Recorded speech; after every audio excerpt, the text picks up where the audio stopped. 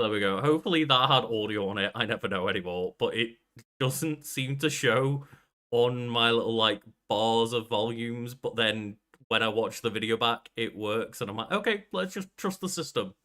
You know, trust the machine. Nothing's ever gone wrong trusting robots. We're in a world where we can definitely trust everything that's generated and done by robots, right? Absolutely, 100%. Just trust it. But anyway, welcome to the Wiki Weekdays podcast. As always, I am one of your hosts for this week, Lucas Holland, and I am joined, as always, by the lovely Karl Smallwood. Hello, that is my real name. That is Karl's real name. It's not Smallbone, it is Smallwood. It's Smallwood, yeah.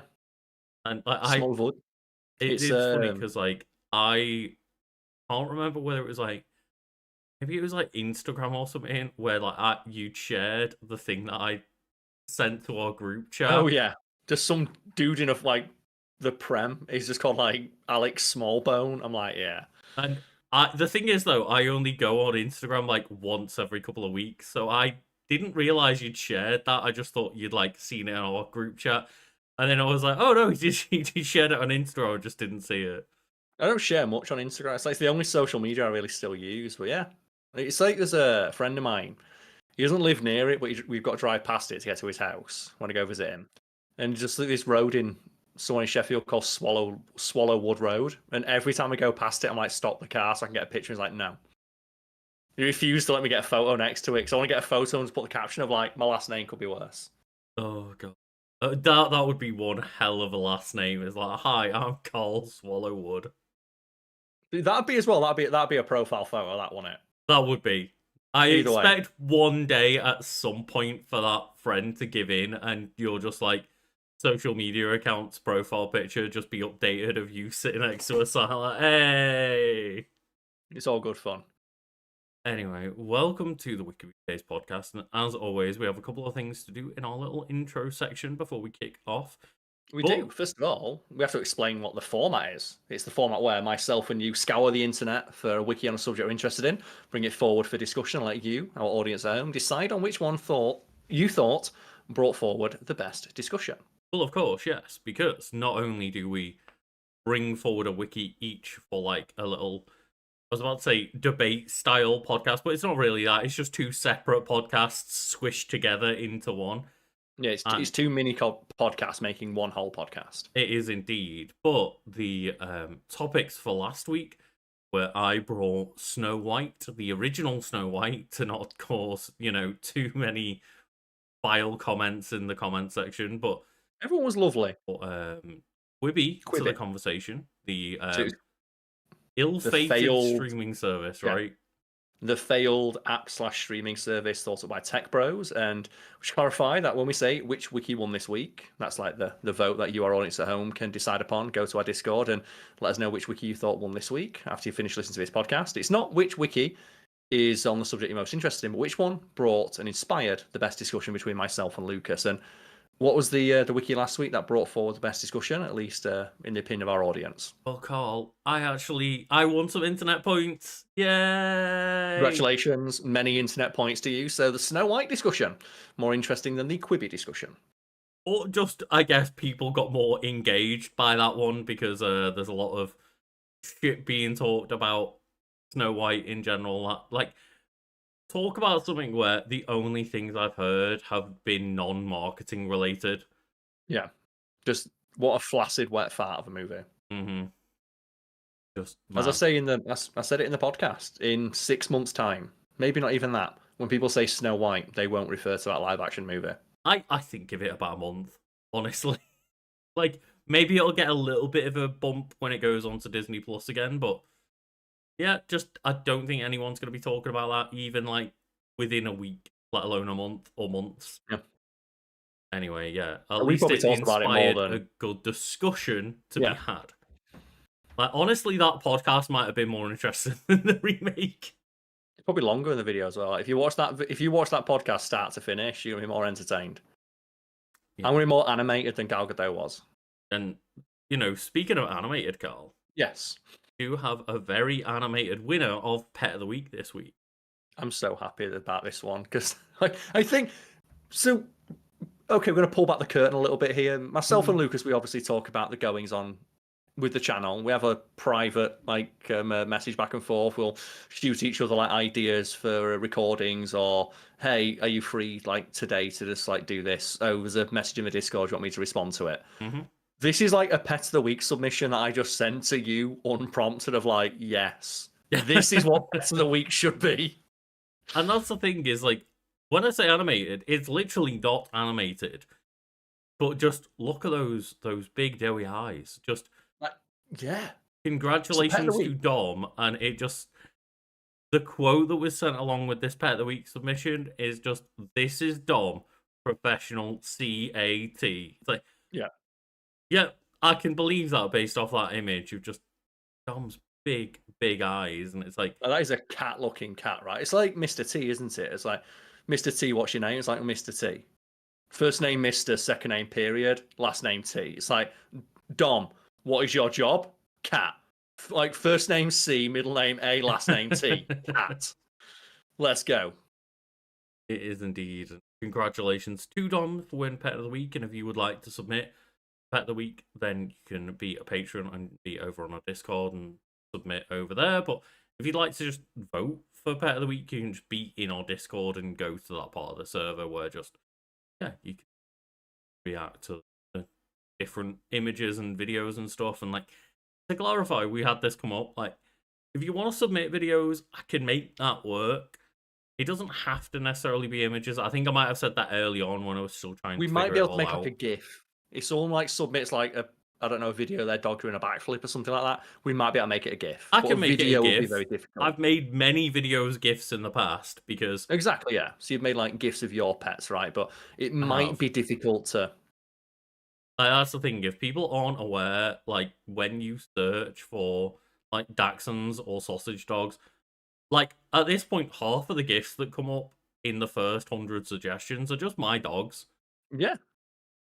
Like, we've joked about it. Like, not hyperbole or anything. Like, literally, some of the top dogs in searching for just GIFs of sausage dogs are just my sausage dogs. Yeah, so if anyone's got their Facebook Messenger, just open it up right now and just go onto the GIF option and type in sausage dog. The top sausage dog is likely one of Lucas's sausage dogs. We joke like your dogs are more famous than you. Yo, yeah, like the GIFs that I've got just on Giphy alone, and I post them on a couple of things like Tanner as well and stuff. And there is another one that there's like less on, but I can't remember the name of it. But just on Giphy, they've got like 150 million views. That's a lot. So like they are up in the charts. They are more famous than we are. But also, Karl, yes. You know, speaking of things we have to mention, Karl, we have to talk about the shout outs because we do. Remembered to do the shout outs like 2/3 of the way through the podcast last time. So I've made sure to like remember, hey, do the shout outs in the intro, Lucas. In that special little private chat we were talking about. You also need to own up to something, don't you? You made a whoopsie. Yeah, I made a little boo-boo, and so the names that were scrolling across were like correct at the start of the month, and then incorrect for like a podcast or two, and then have been corrected now again, so they should be updated for March. And I, humbly do apologize for that, and like, there's no excuse. I'm sorry. I missed one thing in my OBS setup that was different between like different podcasts. Sorry for that, but yeah, just we do have. And that was Judge Dredd. And right, so we got to give him a double shout out, right? Because it was Judge Dredd who was left out. Well, which is scary, right? Forgetting Judge Dredd. Judge Dredd was left out, and I don't know if there was anyone else, and I do apologize if there was, but like, they were the one that brought it to our attention, so just, we have to apologize, and just thank you for letting us know. You do, again, if there's any mispronunciations of names, if there's any times where, like, you don't notice your name and stuff, it's just, like, a thing we've accidentally not noticed, and we can only apologize and thank you all for. And again, just a thing to mention is like, reiterate, I know that we've got a few extra people on the shoutouts tier over this month. We just update it monthly, just whenever the Patreon payments like go through at the start of the month. Make a list of like, here's the names that get like put on the podcast, put on the shoutout tier. So if you've like upgraded your membership this month or whatever, or joined at that tier. I know a few people have this month. Your shout-outs will be throughout April. Don't worry.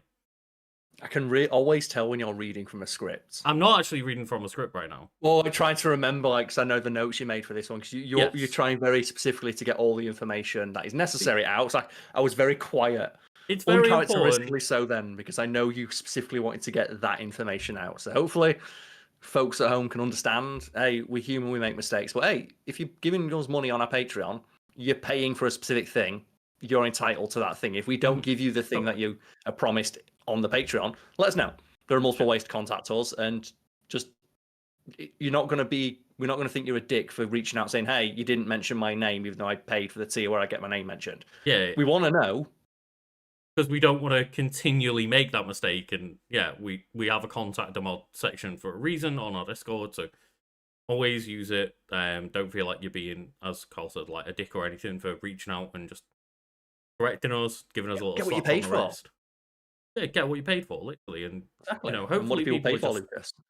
I know a lot of people are supporting just for the sake of supporting, and we do really appreciate that. But yeah, we know people pay for shout-outs, and the shout-outs for March are as follows. So the first one we have to shout out, just in alphabetical order, is, of course, Be of Awesome. And Be of Awesome is the owner of Dom, yes? They're the one who submitted Dom.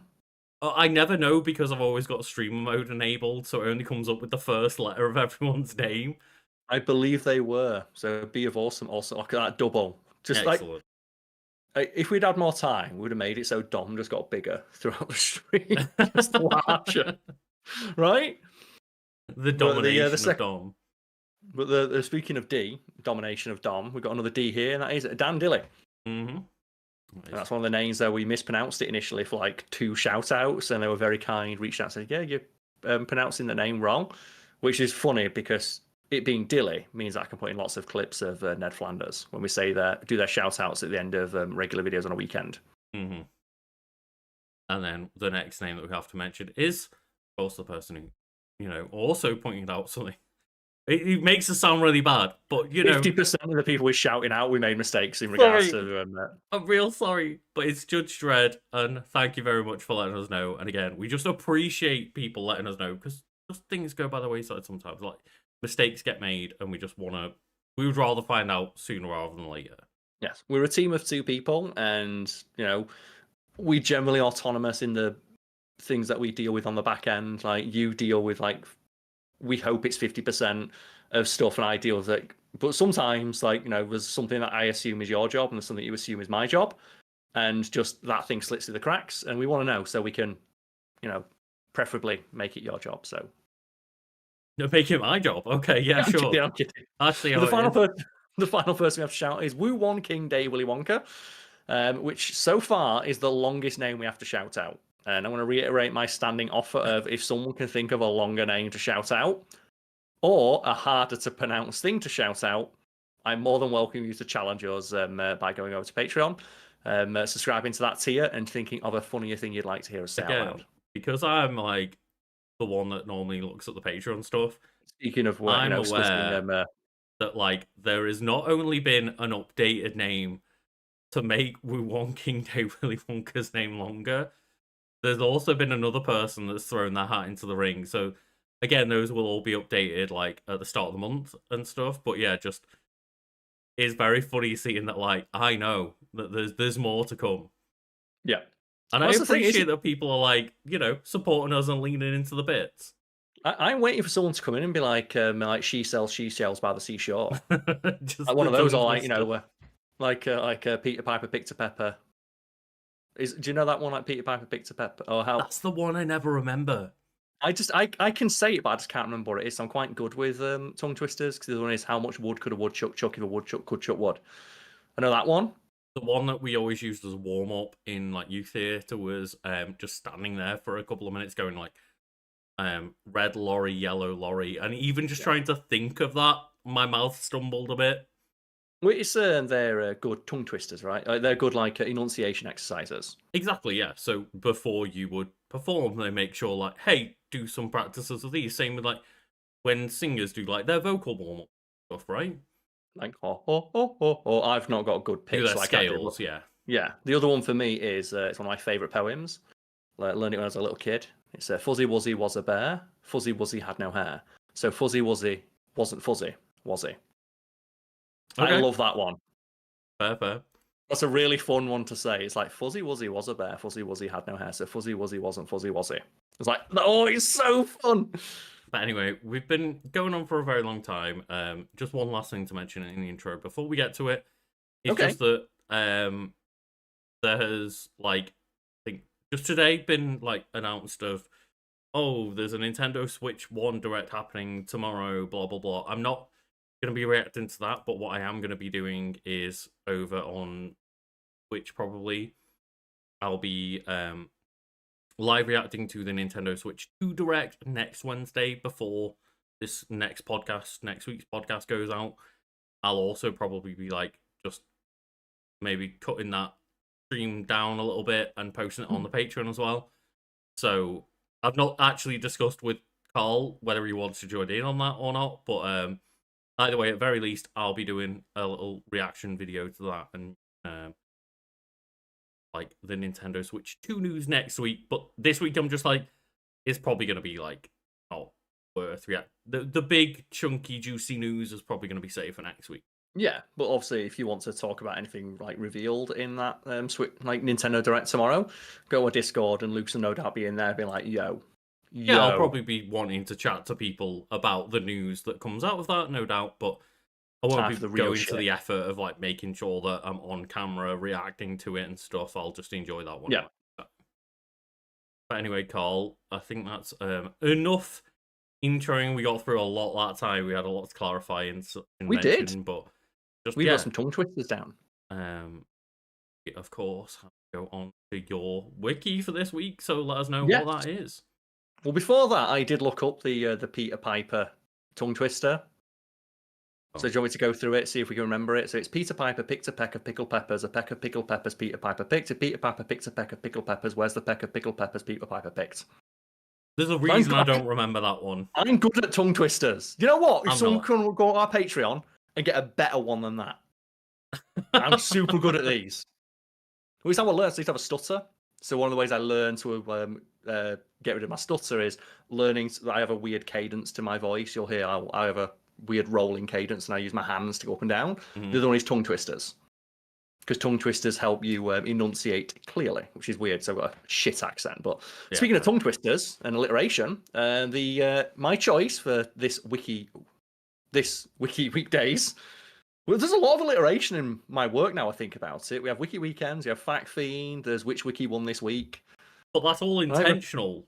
It's intentional, but there's a lot of alliteration when you just follow the content that we make and keeping that theme. My topic that I brought forward for discussion today is Yami Yugi from the Yu-Gi-Oh series.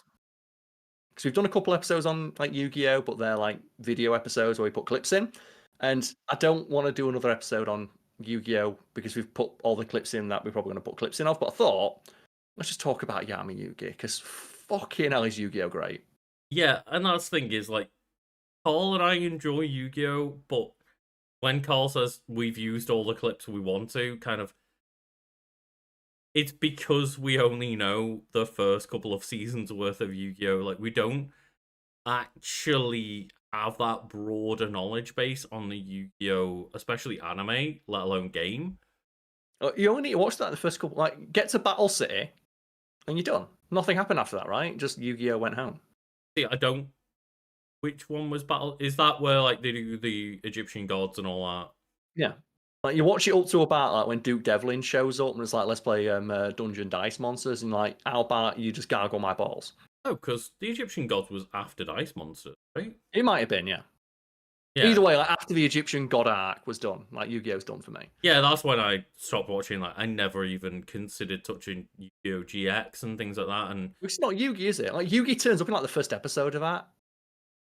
You know, like he walks past like Jaden on his first day and he like gives him like a Karibo and is like, this will help you. And Jaden's like, I'm about to go be a shit for 6 seasons. And I again, I don't know much about that protagonist, but I do like the elemental hero gimmick.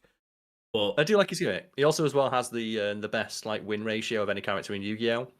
But like he's never lost a duel. That was like 3 duels he's lost. and he's like dueled more on screen because that series went on for longer than Yu-Gi-Oh did, so he's had more duels. I wonder if there's like one enemy out there like Weeple that has won 3 games and lost 1 or something though. You know, like one person that's shown up for like 2 duels or some shit and won both. But they don't have enough of a win record for it to count. It's like it's like we talked about that chess playing robot in a Fact Fiend video a few years ago, like Deep Blue, where it's in like even though it won the only game it ever played, like chess like experts like, well, we don't want to give it a ranking because it'd be unbeatable because it played 1 game, beat a grandmaster, and then quit, which is not fair. Even though it had a 100% win ratio against the grandmaster. It's like that surely should get it one of the best rankings of all time. It's like, nah, that's kind of cheating. It's like, you know, when you're playing like rock paper scissors and you get the win, and the person's like, oh, best 2 out of 3. Like, nope, I'm out. What do you think about Yami Yugi?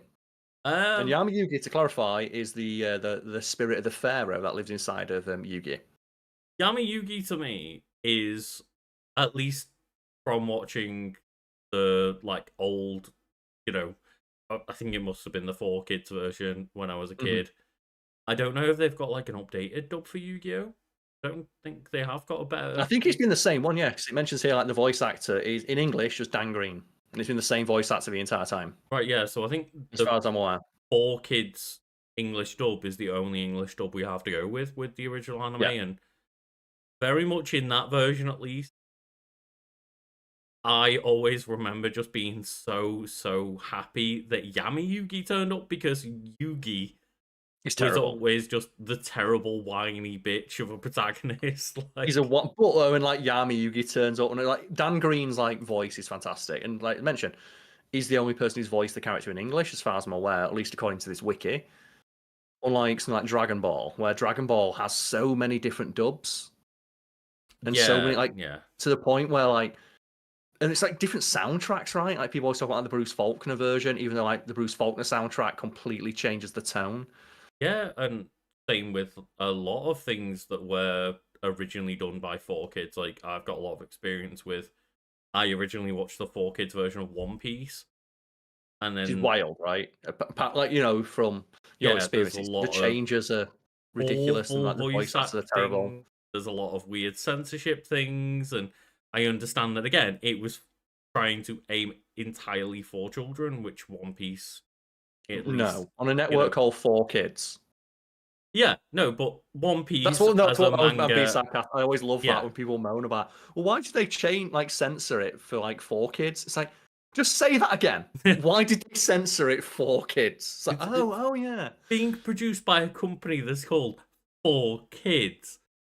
Like, yeah, not necessarily everything in the One Piece manga was children appropriate or friendly, and I get why that happened, but again, it was not great, and the more recent dub was a lot better and stuff, and I've seen like bits of the newer dub, and I watched the 4Kids version of a kid, but now I watch the sub version of One Piece, so like with that, there's loads of different iterations that you kind of pull from, but same with Dragon Ball. Yu-Gi-Oh doesn't seem to be like that. No, it's been the same because, like, you know, those first Yu-Gi-Oh, I believe it's still ongoing to this day. At least the manga is. Although I do believe the original like mangaka died. But like with those first 3 seasons, 4 seasons, or however many Yami Yugi was in, they're done. Mm-hmm. There's no like Yu-Gi-Oh Kai, so just done. There's been a couple of movies that might have come out when GX was out, but other than that, yeah. Yeah, so Yami Yugi, sometimes known as Dark Yugi in the manga and Japanese versions, also referred to as the Nameless Pharaoh, is the spirit of Pharaoh Atem that has been sealed within the Millennium Puzzle. He is the main protagonist of the original and second series, along with Yugi Moto. Together with Yugi, he holds the title of King of Games, which is, in Japan, King of Duelists. Oh, really? Yeah, King of Duelists. Well, there's a couple of, like, that's the thing everyone knows about Yu-Gi-Oh! In regards to the changes from Japanese, right? Of, like, the Shadow Realm is not a thing in the Japanese version. They just fucking murk each other. There's chainsaws and guns and all that bollocks. But, like, the one thing I always heard as, like, did you know about Yu-Gi-Oh! Is, like, it wasn't just going to be the card game. He was going to be a king of games, and therefore in the manga, would be a new game. But I guess you can kind of still translate the word duelist to like you're dueling in a 1v1 situation in a game to a game. It's also the manga where that was going to be the case, whereas the Japanese version of the anime, like, it was released when they'd already like made that change for the manga. Okay. Right? Okay. Yeah. We're just king of games. It's fantastic, right? It's like, oh, his voice is so good. Oh, what's your favorite like Yugi line? See, it's been that long that I barely remember the lines anymore at this point. I went through a trend of like taking like lines from the show and trying to like just use them for nights out. Because there's so many that work of like when he's reaching for his deck and it senses his doubt, and it's like when you're reaching for that pint, but you're not feeling it. And it's just like the pint's disappearing into the distance. Like, no, the pint, it senses my doubt. That's the thing is, like, obviously there's like, I believe in the heart of cards, and like from the intro as well, it's like, it's time to do. Yeah. But yeah, like that really spoke to me. I don't remember too many lines. Like that's the thing is, I've got like a vivid memory of kind of the monsters and the duels, but not necessarily the specifics and the lines anymore because it's been that long. I just have a general massive like point of nostalgia of like I loved Yu-Gi-Oh, but it's very vague. Right. In that vein, then, what was your favorite monster? But you can't say one of the main monsters. It has to be, what's your favorite like shit tier monster that just like shows up every now and again? Well, I like Komori Dragon, because Komori Dragon, if anyone wants to like go look up Komori Dragon, Yu-Gi-Oh, that is the shittest art of anything. It's barely drawn. And it's like Kaiba's like one of his ace monsters in like the first season. Mm-hmm. And it's barely drawn. Like the 3 decks that I tried my hardest to make work when 10 years or plus ago, I tried to make old school decks still work, but then got annihilated by like Synchros at the time and Exesis and stuff. Like, and then they added Pendulum and Lynx after the fact. But I was trying to get in when like Exesis was the newest thing, and I was like, "You fool!" Yeah, no, I know. I'm very aware. I got beaten in a tournament before I could play a card. Hey, man, the OTK. Do you know that reason well? Trap cards are useless in the current meta. Because Joe, like trap cards, which you put down and the next turn they activate, are too slow. Yeah, fair. A card that requires 1 turn of setup in a card game, a turn-based game, is too slow. That's really how is. ridiculous modern Yu-Gi-Oh is. It's like something that requires a single turn of setup is too slow. Yeah, I sat down and I had a Harpy deck, and I didn't have all of the newest Harpy cards. I had a mixture of some of the old Harpy cards and new Harpy cards. Yeah, like you had the rubber band around them and everything, right? And no, they were in card sleeves. Your mum would give you like just some money for sweets afterwards. No, they were in card sleeves and a deck box and stuff. Like I was an adult at the time, and I just turned up. I watched someone mill through their entire deck and just go, yeah, and that means I win. And I was like, well, this was fun. The worst part was though, you got home and you had a letter, and it was from that guy saying I won next week as well. You're like, fuck. But as well as trying to make a Harpy deck work, I also really appreciate the Toon deck and the Ojama decks. I love how shit Toons were. Yeah, they were terrible. Like Toons just never worked, and they never had like a proper retrain, even though like they probably should. But we'll continue now. A few extra cards and like they got a few extra cards, yeah, but they're terrible. That's the thing is like Harpy's got a bit of a resurgence and a bit of help with some extra new cards. Like they were at least semi-viable, but there's only so much you can do with those old cards to make them like appropriate. There's only so much you can do to help, yeah. Like just the general premise of the Toon cards, just the fact they require an entire turn of setup means they're useless. And like life points for them to attack and stuff. Life points don't matter. That's the thing. Like one of my favorite things about Yu-Gi-Oh, like the like competitive element of it is there's a certain point where players realised life points don't actually fucking matter. The only life point that matters is the last one. And as a result, there's a card called Solemn Judgment. That's one of the best cards in the game because early Yu-Gi-Oh, a lot of those cards are banned because their effects are very broad, and the more in depth and the more mechanics that get added, the broader a definition of a card is, the better it can become. And Solomon Judgment's effect is pay 1,000 life points, stop the effect of one card. And that card might as well just have the word no written on it. Because it can stop the effect of any card, regardless of like its effects. Like there's points where it's like, oh, Egyptian God card, no. And 1,000 life points is fucking nothing, right? If you can win in one turn. In a game where you can win on the first turn, it doesn't matter if you lose like I believe even to this like modern era, you start with 8,000 still. 8,000, yeah. And if there's cards like, oh, it's like mirror, there's a mirror wall or something like that, you need to pay 2,000 life points to keep it up. It's like, well, okay, so I can have it up for 4 turns. Games don't last more than 2.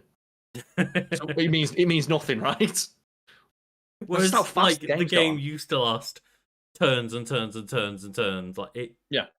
Those cards are built for a game that lasted a dozen plus turns. Yep.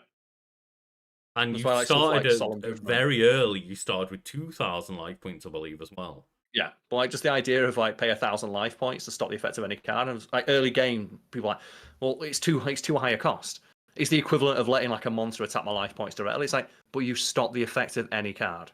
That's that can stop your opponent from playing like the key part of their chain. That's going to win them the game. You can shut down their entire game plan for 1,000 life points, a resource you have 8,000 of. And for the longest time, I was kind of upset with the idea that Pokemon trading card game and the Magic card game, like Magic the Gathering, like that they would update, like to have tournaments that were specific sets of cards that were allowed and disallowed. Just happened with Pokemon. But they just changed the. Oh no, I mentioned with Pokemon. Yeah, like they. Yeah, but that's just happened with Pokemon recently. Oh right, okay, yeah. They have like different like regulations, and it's like but I just got my new decks for that. These cards in, and I was like, the longest time, like, but I enjoy my old Yu-Gi-Oh cards. I wish that I could like have an old Harpy deck and still bring my old Harpy cards, and the amount of power creep that is necessitated from that setup, where just you always have to bring in more new, more powerful cards every time, so people have a reason to go buy your new sets of cards. Yeah. Also, like it gets to a point where, okay, we've now got like 20,000 cards, and we have to specifically figure out how every card we make that's new interacts with every card we made over the last like 20 years, which is why you get the joke of like the paragraph of text on Yu-Gi-Oh cards, right? Because they have to specify every possible interaction it might have with the 20,000 or so cards that have been released over the last decade.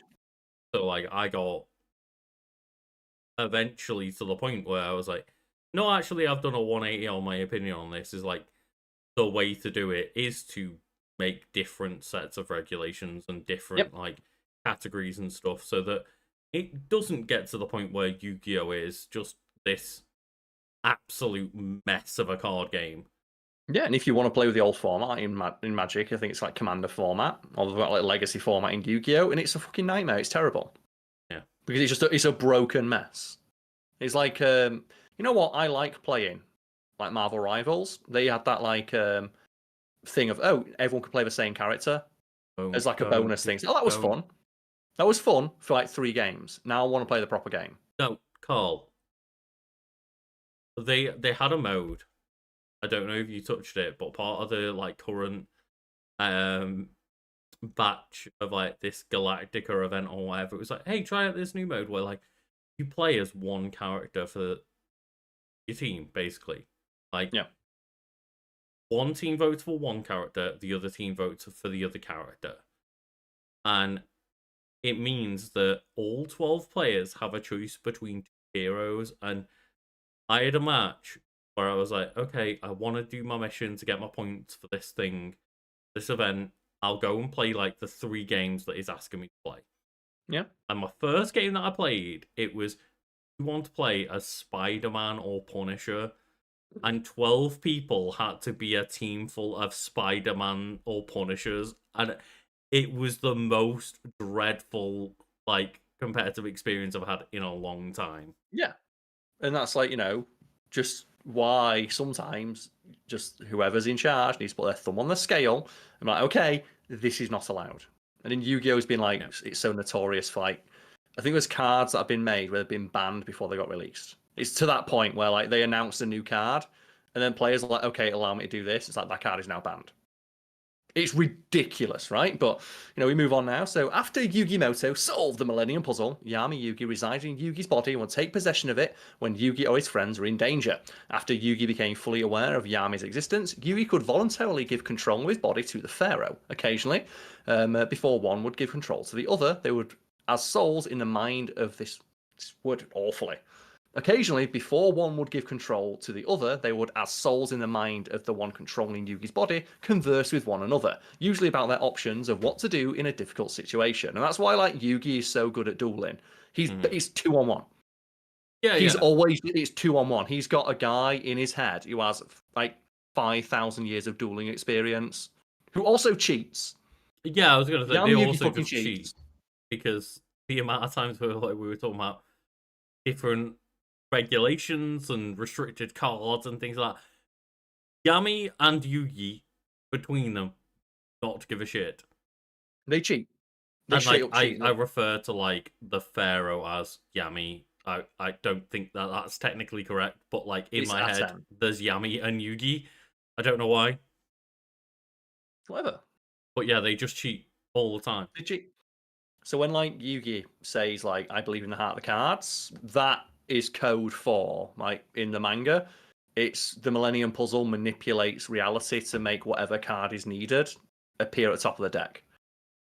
So when people say that Pegasus is cheating by being able to read their mind, Yugi's cheating way more because Yugi just goes in a game of luck and drawing the right card. Yugi goes, "Hey, I would like the right card right now."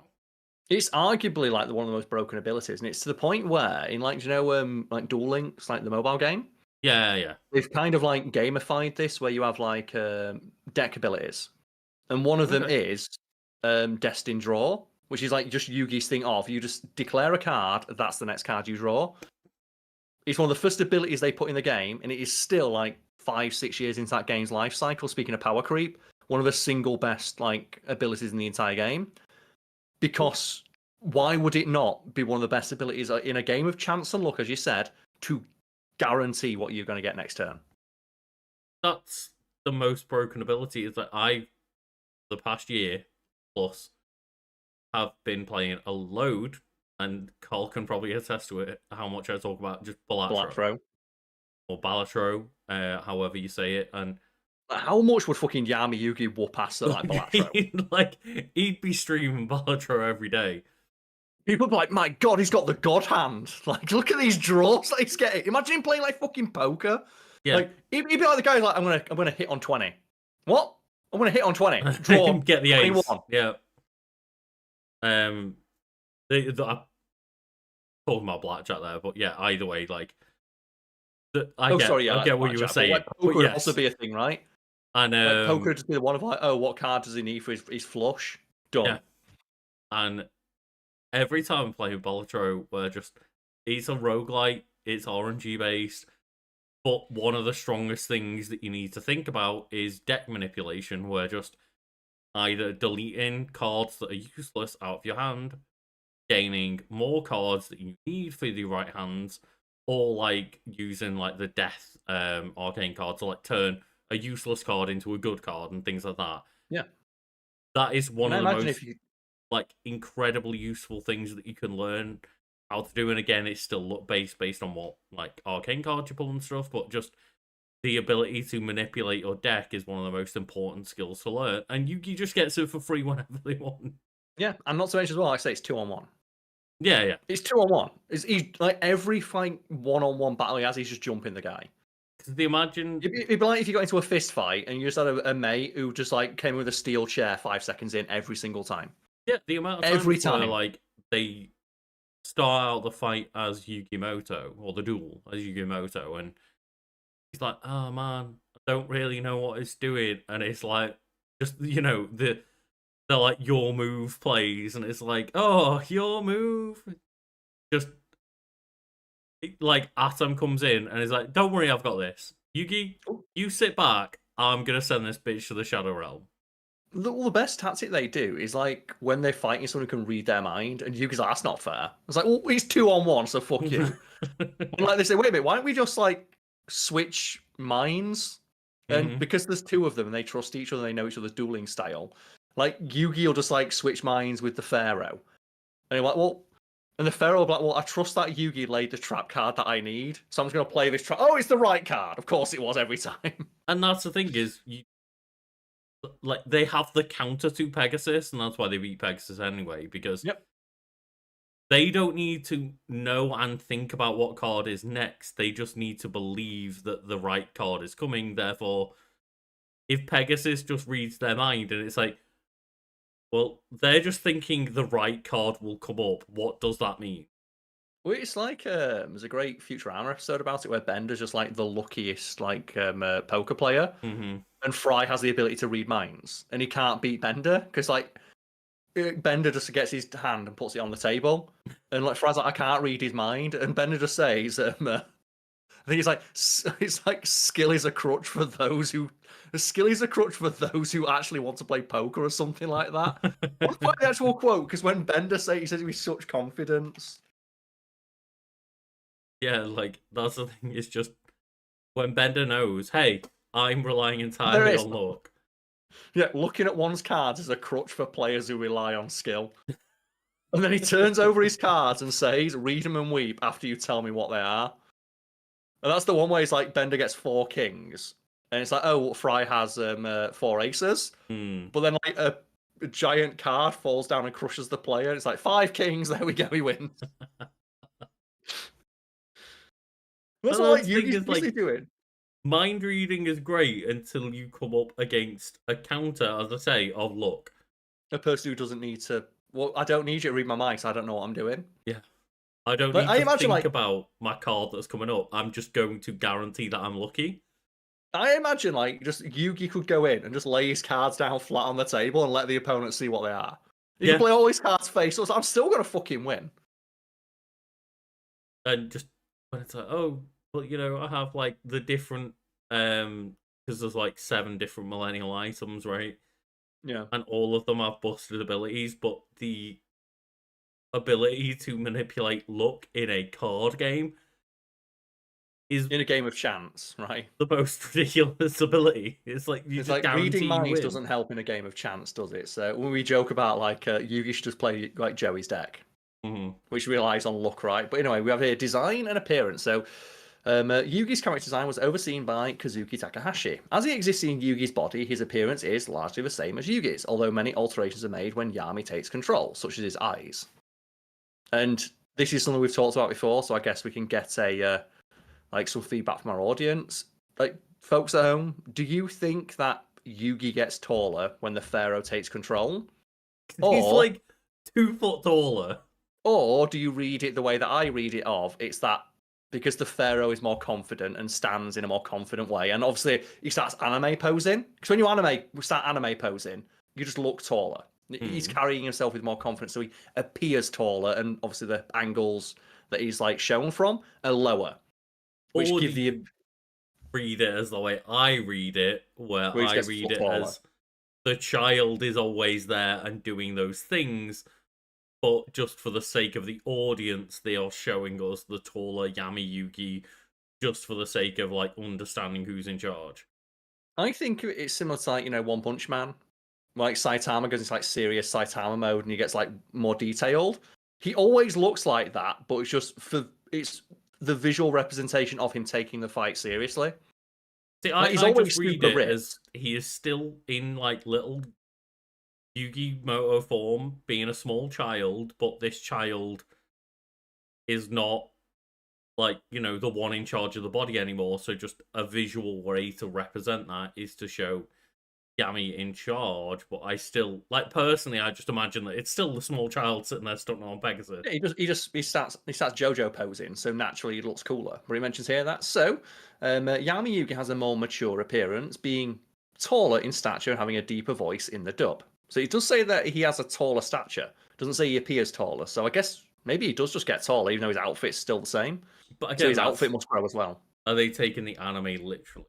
Like, Maybe. at what Maybe level it's are just they're you? describing it It appears. reading that because the way that you would like the way you would describe the differences is that they are taller and speak with a lower, more confident voice, but it's whether the characters in the universe see it that way.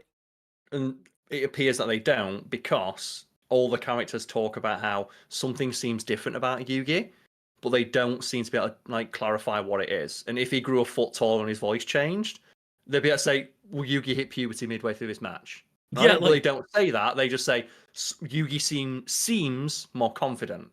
Joey has never at any point been like, "Boy, Yugi, you just grew like 2 foot taller." He's not Australian. Come on. I don't know how to do a Brooklyn accent. I was just trying to exaggerate my voice in a general way. That's true, and that might have something to do with the fact that in the Japanese version, very little change can be detected in the voice of Yugi and Yami, with the voice being roughly the same. The one difference in the Japanese version, it has narrower, more intense, and determined gaze. Yami Yugi's hair features multiple layers, and how do you describe it, Lucas? I don't want to describe it here, you just call it the what? Oh, it's just the anime protagonist haircut, right? Yeah, just the fucking starfish of hair on his head. Like, there is no more anime protagonist haircut than Yuki's haircut. Like, but it's like every now and again you just see that screenshot, right? And it's like Yugi and his classmates. Like, I wonder who's the fucking protagonist of this one. yeah, right? You walk into a room and someone's got fucking Yugi's haircut. You're like, I am not the main character right now. Yeah. Now, with their personality, in the early manga, Dark Yugi starts out as a merciless vigilante, like he straight up fucking murks people. He emerges to deal justice to people who trespass on the souls of Yugi and his friends. Although his acts are righteous, he lives up to his namesake of Dark. Yeah, like in the manga, they just straight up shooting. They kill people. Right. Yeah, it's like the Shadow Realm is a thing they made up. It's just killing people's too raw for a card game. So they say the Shadow Realm, which I think is actually scarier because you die. Well, that sucks, but you're dead. The Shadow Realm is like, no. Eternal damnation, basically. Eternal, like this thing, like killing someone is just an instant moment and they no longer exist. The Shadow Realm is like, as you said, eternal damnation for your soul because you lost at a card game. But I believe in like the anime in Japan, like the subtitled version would still say that like they just straight up die. Mm-hmm. There's no Shadow Realm. It's just they got sentenced to death. Yeah, like they got murked. It mentions he's slightly reserved. He doesn't. What's that? Sorry.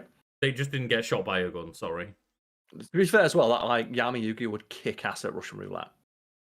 Oh god, yeah. Like, because imagine playing Russian roulette, but you have the guaranteed ability to like do a Squid Game and know that you're going to be in the next episode. Yep. It's like, yeah, cool, let's go. I know that I'm in 8 more episodes of this show. I'll play Russian roulette. It's a great bit of like acting from that dude in that scene because you can see the exact moment that he realizes that, like, the guy who shoots himself.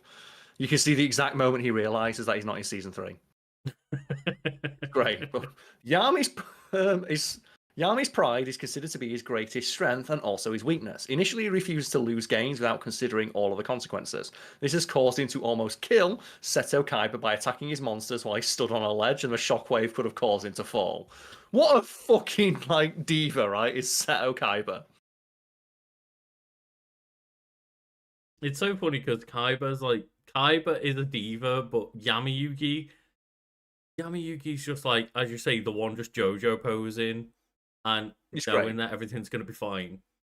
Never forget, though, that Kaiba, like, in, like, one of the movies, he gives, like, a worldwide address on, like, Kaiba TV, where he says out loud, I built a rocket, I want to send it to space, I'll put a Yu-Gi-Oh deck on it, so like, if there's any aliens out there, we can duel them.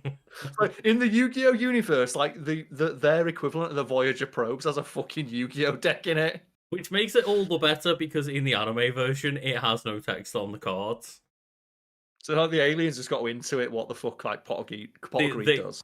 They've just got to like come to Earth and let Kaiba bullshit his way through how he can like summon a Blue Eyes ultimate dragon in one turn. It's like, no, that's not how it works. He's like, yeah, it is. I paid for it. Yeah. Well, speaking of which, Yami is also wise and intelligent. He knows all the rules and details of how the game is played, as well as those of all games. And that's a reference to the manga where it was originally going to be each arc was going to be a new game that Yugi was able to play, hence his title, King of Games. He Mhm. also knows several special game techniques, such as the double hit dice roll technique, which is when 2 dice are used, and the one with the weak spin tops first. Wait, I guess it just allows him to roll whatever dice he wants, right? Yeah, it's just another one of those techniques that Yuki has to just be like, well, I guess I win. Fuck you. He mentions that Yami, Yugi, and Yugimoto are friends, and over the course of the series, learn to trust one another. And they have like absolute trust in each other's dueling skill, especially as the series progresses. And like, so initially, it's like Atem is like, okay, Yugi, I'm a better duelist. Let me take control of this one. But as Yugi learns, Atem realizes, oh, we both complement each other's skills. Like, I'm prideful and like decisive and quick, and like he knows all the rules. But Yugi is creative. Yeah, So you combine those two things, you create essentially the ultimate duelist. I guess not make things stale story wise. There are later episodes where Yugimoto rather than Yami Yugi is the one that's like, hey, no, don't worry, I got this. Yeah, it's like let me protect my friends because you might not always be here. Mm-hmm. And ultimately, if it was realistic, Yami Yugi, the second one, the moment someone pulled out a deck of cards, would just take over the body, right? It doesn't say that it needs the volunteering from Yugimoto, like, Yeah. especially early on. Yami Yugi just takes charge when they want to. Yeah. And eventually, like they're able to like switch at will, and like realistically, Yami Yugi should be doing that like mind crush shit on everyone. Yeah, yeah. He just like breaks people's mind. I do that shit. Like do it at the start. Like Right? I'm sure there's realistically, a rule in Yu-Gi-Oh! every That single person's turn, mind. you should be calling on the heart of the card. You should be cheating every pull, right? Do it every fucking turn. Who gives a shit? And he mentions here that like there's all the story. It's like all the seasons of the anime. But the thing that's worth noting is one of the final things that Yami Yugi does is he takes part in a ceremonial battle between himself and Yugi to determine who is the true king of games. And Yugi ultimately wins that battle. It's unclear whether or not like Atem lets him win, Of course, yeah. but he does realize that Yugi doesn't need my help anymore, and he just like goes off into the afterlife, securing the knowledge that Yugi is able to, protect himself and his friends. I don't remember watching that, whether I did or not, but an easy way to read that would be that the Pharaoh realizes that there's only one thing that Yugi needs, and it's confidence that they can win without them. So they, get beaten in that final game, and then it's like, Yugi, you're gonna be okay. Yeah, and I believe there's like some like symbolism in the cards that Yugi plays during that duel. Like he plays like unnecessary cards that symbolize like a spirit needs to be let free. And, I like, play Yami Celtic Yugi, Guardian. It's like, Yugi, that has like 1400 defense, right? let's fucking go. Dynami's Dark Witch, 1800 attack, Acts of Despair, 2800. Like, I still think as well the fact that that technique is useless now. Because I always thought it was so boss of like Dynami's Dark Witch, 1800 attack, Acts of Despair. So turn one, I've got a 2800 attack point monster. That's shit. Yeah, there was I think the name of the card, I'm trying to pull shit out of my brain right now, but like one deck that I tried to build like early-ish Yu-Gi-Oh! Was based around Mahavalo, which was the monster that gained extra attack and defense when you equipped an equip card to it. And you just give it like Acts of Despair, United We Stand, Major Power. Yeah, so your aim is to get one card with like 5 equipped cards on it, and then you attack and someone goes, Man Bug. That's right, Man Eater Bug will always be the best card. Do you know why? Man Eater Bug. Because Man Eater Bug, just people don't know, you flip it over, destroy one card. Like I still say, like if Yami Yugi would have been there at the dawn of the universe and God said let there be light, and he went Man Eater Bug, done. Fucking ended it. And every time we mention it, we get comments like, well, did you know there's an upgraded Man-Eater Bug, Noble Man-Eater Bug that destroys 2? It's like, yeah, but that requires a tribute. That's a downgrade. Yeah. Also, as well, do you know what Noble Man-Eater Bug can't prevent against? Regular Man-Eater Bug. Yeah, Noble Man-Eater Bug still gets bodied by Man-Eater Bug. Yeah, and you've got to sacrifice a card to do it. So you're like, you're already down one card just to play it. Like as well, it's the thing of like sacrificing. Essentially, you're using 2 cards to destroy one, which is just in modern Yu-Gi-Oh is a fucking terrible deal. Or at least like Man-Eater Bug is 1 for 1. That's a good trade. Yeah, it's an excellent trade when they spend like an entire turn or two of setup, tribute summon all these monsters, and your answer is Mana Bug. Especially like early game, right? When someone could like bring out they have to sacrifice 2 monsters to bring in a blue eyes white dragon, Mana Bug. So they've had to use like that's 3 cards they lose. I only lose 1. Yeah. +2, baby. And the final thing you mentioned about Yami Yugi is that he can on occasion be vengeful, which is like leaning into his darker side even later on in the series, and that is best showcased in the duel against Weevil, where it's Yami Yugi on his own versus Weevil. And he has like Weevil has a card that supposedly has Yu-Gi-Oh's soul in it, or Yugi's soul in it, and he appears to rip it up in front of the Pharaoh. And the Pharaoh is so mad. That's where you get the moment where he plays Berserker Soul, which is it allows a monster with 1500 or less attack to attack as long as you can continue to draw a monster card. And I would invite anyone out there to go look up this moment in both the English dub and the Japanese, because both versions are fantastic for different reasons. And what the Pharaoh does is he just top decks 10 monsters in a row, because the way Berserker Soul works is that, because like, he uses it to beat Weevil, and it's a shadow duel, so every time he hits you with an attack, he takes damage, for real. And you see Weevil like, well, you just want my ass, but at least like it's over. And the Pharaoh's like, well, do you not know how Berserker Soul works? Like, no, it's like, well, I don't stop attacking until I stop drawing monster cards. And just draws, like, he top decks like 15 monster cards in a row. Because that's like, the power of the Millennium Puzzle. Is just, if I want to draw another monster card, as long as I've got one in my deck, I'm going to draw one. Yep. And like and that's the thing, that's the Pharaoh using his powers to his full extent. So like they say, like, oh, those like joke videos you get of like the Pharaoh uses, like Shaggy uses 1% of his real power.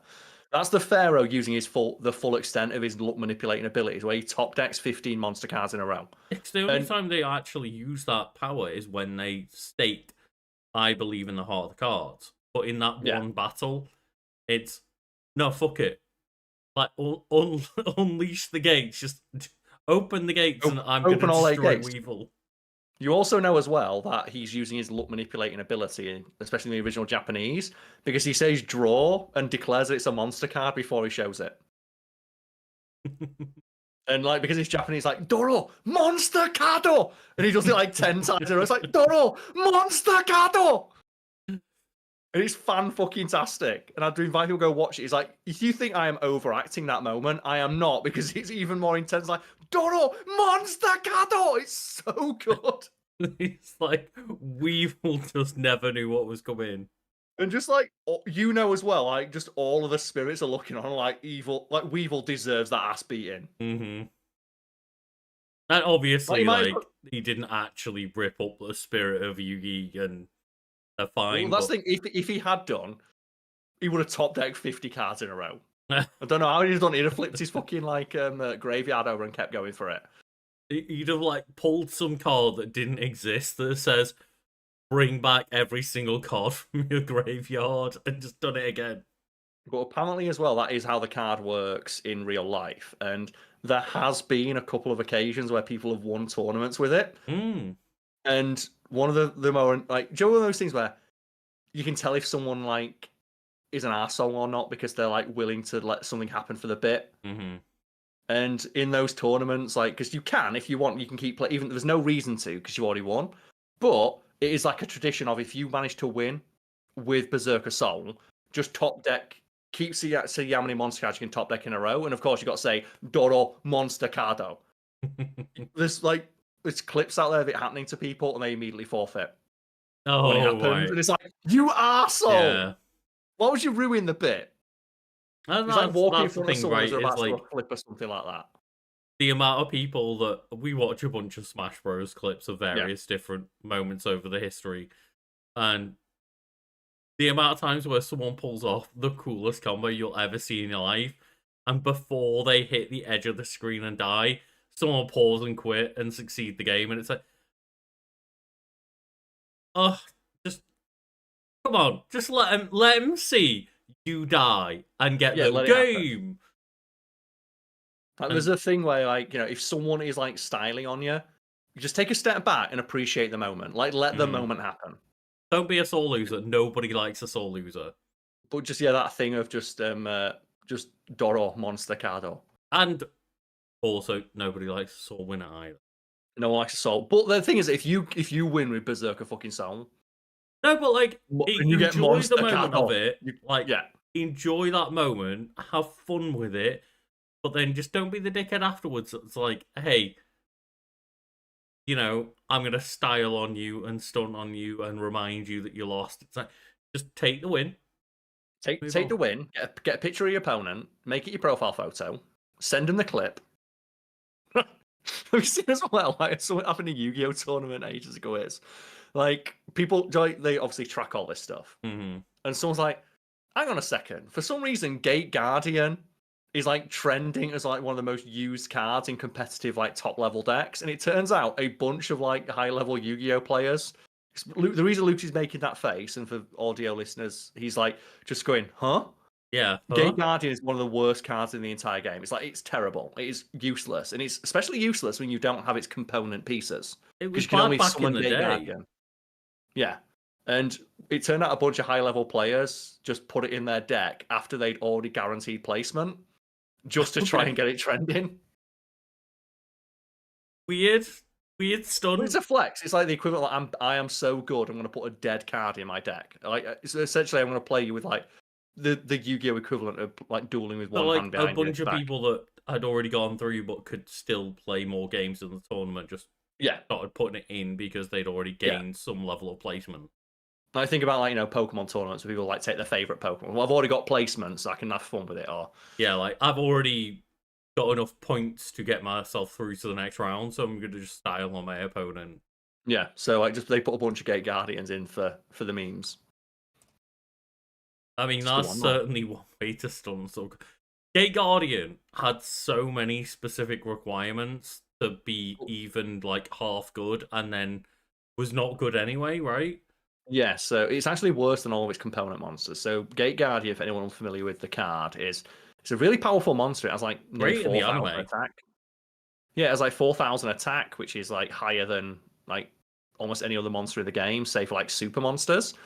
But to summon it, you had to sacrifice 3 separate monsters that themselves required you to sacrifice 2 monsters to summon them. Mm. So you needed like an 8, not no, you need like a 9-card combo to summon. So you needed a 9-card combo to summon this thing to the field, and it actually was worse if you had like all 3 of its component monsters on the field, and you summon Gate Guardian. It'd be the equivalent of like just shooting yourself in the foot because all of its component pieces were individually stronger than the final one. Well, and also bear in mind that 3 of the Guardians, not combined into the Gate Guardian, they can't all be defeated in one go by just a manning a bug. Well, this is the thing, right? You think like, oh, it's stronger than the sum of its parts. It was weaker than each of its individual parts. And the only way to actually make it viable is in Duel Links, where in Duel Links, you just have the option to have all 3 of the component pieces on the field at the start of your turn. That's one of the abilities that you can have if you play the Paradox Brothers. But yeah, that's enough from me, and that's enough from Yu-Gi-Oh! Mm. King of Games. Just remember though, Lucas, Doro Monster Kato. Well, I do need to take a quick break to make sure. Before that, we do have a super chat in chat. Mention that like you are the main character of Wiki Weekends. Well, I guess like anime protagonist hairstyle wise, maybe. But You are, yeah. So like the thing is, I've got default. I've got like is it harem anime where it's like nerdy.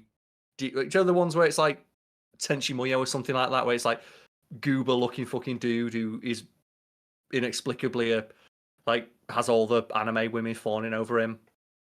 No, I'm not familiar with this. You never watched Tenchi Muyo on like Toonami? I don't know if I did. No. Like Sword Art Online? Where it's just like I watched he's just like like 2 episodes of Sword Art Online. where you look at him, he's like he's just generic dude. Why are all these like anime girls fawning over him? But like he's written to be a generic dude because they want generic nerdy guys to put themselves in his place. So I guess I'd be that guy because I've got like just the default shaggy brown straight hair, right? Yeah, and like I don't think I have that much of like an anime protagonist hairstyle because I cut my own hair, I dye my own hair, I just do like the basic bitch like shave off everything on the back and sides, and pull of the top. I don't think it's that much of like a proper anime protagonist hairstyle, but again, it's like it is definitely a step up in normality to Karl's hairstyle, I guess. Mhm. As we always joke, between myself and you, we are every guy on YouTube. If you like mix and match mine and Luke's features, you can create every guy on YouTube. But the amount of times that it's like one of either you or our friends has like sent a picture of like, hey, did you know that like random Twitch streamer accused of horrible things kind of looks a bit like Lucas because they've just got colourful hair, glasses, and beard? It's like, Yeah. god damn it. As I say, if you like I said, mix and match, like take like my features and Luke's features, mix and match, you can create everyone. Yeah. Like you take like Lucas's beard and you put it on me, and Lucas's hair, but my hair color, and you've got like Jacksepticeye. I don't know what. I think Jacksepticeye has long hair nowadays, but I don't remember. Either way. From what I remember it looking like. I've not interacted with YouTube in 10 years. But as I said, just mix and match our features. Like, see, what YouTuber can you create? I was thinking that we could have like a YouTuber, like create a YouTuber thing where you just like, slide across the different features. And if we just had like several features and had Karl or Lucas as the option, you could create many YouTubers. Yeah. If you just, like I said, if you just took like if we made like two me's and you took the pieces that you'd use to make those me's and swapped them around, you could create basically everyone on YouTube. Obviously, we're talking about like the male side of YouTube. We're not trying to dismiss people there, but yeah, just like in terms of just I reckon there's a few like male YouTubers and streamers and stuff where like I reckon there's a few girls out there have got a pixie cut that looks like mine. Just a bit more stylish, right? Probably. Yeah, put the colour of mine onto your haircut. Yep. Maybe. Or style it in a different way. Like if I got the quiff on, there we go. I'll have like the. Maybe we could see, but yeah, like I just want to throw it out there. We're not trying to be dismissive of like everyone that doesn't look the same as us. We're just trying to. No, it's just like there's a lot of like generic looking white dudes who have inexplicably successful YouTube channels, ourselves included. It could be more successful though. I would like to say we're like on Wiki Weekends at least. I would like to say that we've hit a level of success where I can reasonably say I think we've earned it. We have earned it, but we are inexplicably successful though. I don't think we are inexplicitly successful. I think we're like about the success level that I would like be thinking we've earned. Fair. You know what, let us know. I think we've earned this level of success. I don't think we've earned like millions of YouTube subscribers level of success, but I think we've earned this much. We put the work in at least, yeah. We have put work in, yeah. We have, but speaking of putting the work in, we're going to go take a break now. We are, and you are going to all get to enjoy. Giant Dom, do it. Zoom that in, zoom that shit in. Hello there, Karl. We're back. We are back indeed. How dare we interrupt, like, just the dictator giving his speech? What, Dom? Yeah. The pet of the week, Dom? The pet of the week. It's like kind of like just Mussolini or something like that, right? There's still images that I don't know how true they are. I think it was Mussolini of like the building where they were just covered in like giant faces. Yeah, it was real. That looks like something that's like out of a dystopian movie that shouldn't be real. Well, it's not out of a dystopian movie. It's out of a dystopian reality. Yeah. Well, if you would like to escape from dystopian reality, Karl, then people can go and follow us on Twitch. They can subscribe to us here. They can like the video. They can do all that jazz, and hopefully stay in a world where like we're slightly less reminded of the reality around us, right? We also, just try to be positive, welcoming, and wholesome. Exactly. Until we talk about something we don't like, and then we're like, "Damn, I hate this thing." But yes, we do our best to try and keep things lighthearted and just remind people that, like, hey, some things out there, they can be a bit more fun and a bit less bad than what you see in just the 24-hour news cycle of just depression and anxiety, and like sometimes it's just fun to be like, hey, let's go and think about Nintendo news or some shit like that, right? Yeah. Like it's helpful for me as well because I also am a person that like tries to just I don't think it's healthy for people to pay attention to news nowadays. We weren't meant to exist. Like, human brains weren't meant to have that much sensory input at all No. times. Like we were not meant to have access to all of the shit that is happening in all of the world at all times, accessible to our brains 24/7. It's the mental equivalent of like just eating sour candy and eating way, way, way too much to the point where you ruin your sense of taste. Well, don't Which call I me out, did. Carl. I was gonna say like don't just I'm not don't call calling me you out out. like that. That's just mean. Yes, but is there anything else we need to mention, Lucas, before we move on to your wiki? Well, as I mentioned, people can go and follow us over on our Twitch pages. There is myself, Legend of Kanto, and there is Karl, which is Karl's Wood, right? Yeah, I always that's right. want to say like it's Karl Smallwood, but it's not. It's Karl's Wood. Yeah, people always get confused. It is a bit of a mouthful.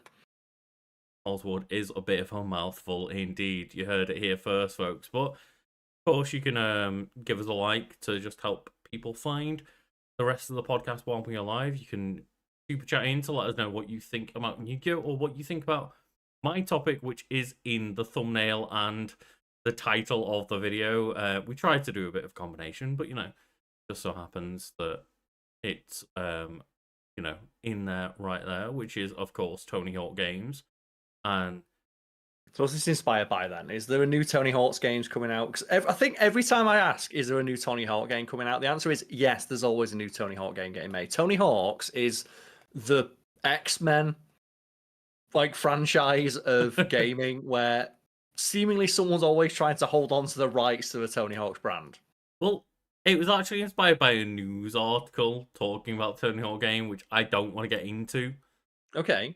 I will mention the news article that inspired me.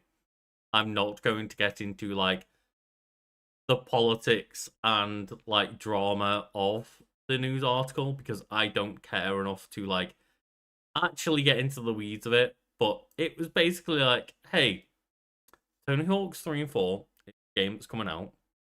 And recently there was a lot of people talking about the fact that like, hey, Tony Hawk's demanded that Bam Margera get put into the game. Yay. And look, they're clearly a troubled person dealing with a lot of shit since their best friend died.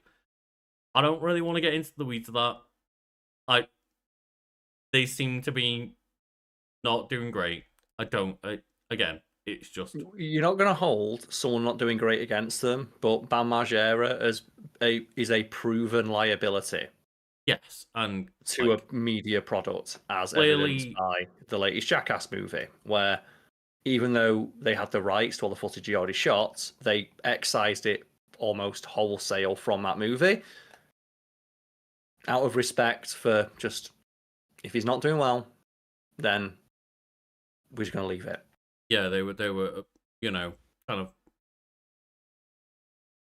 under certain circumstances meant to be within that next Jackass film. Those circumstances they did not hold up to on their end. And yeah, it's one of those of like, clearly just... It's one of those. I don't know how much they are a dickhead. I don't know how much they are just a troubled person.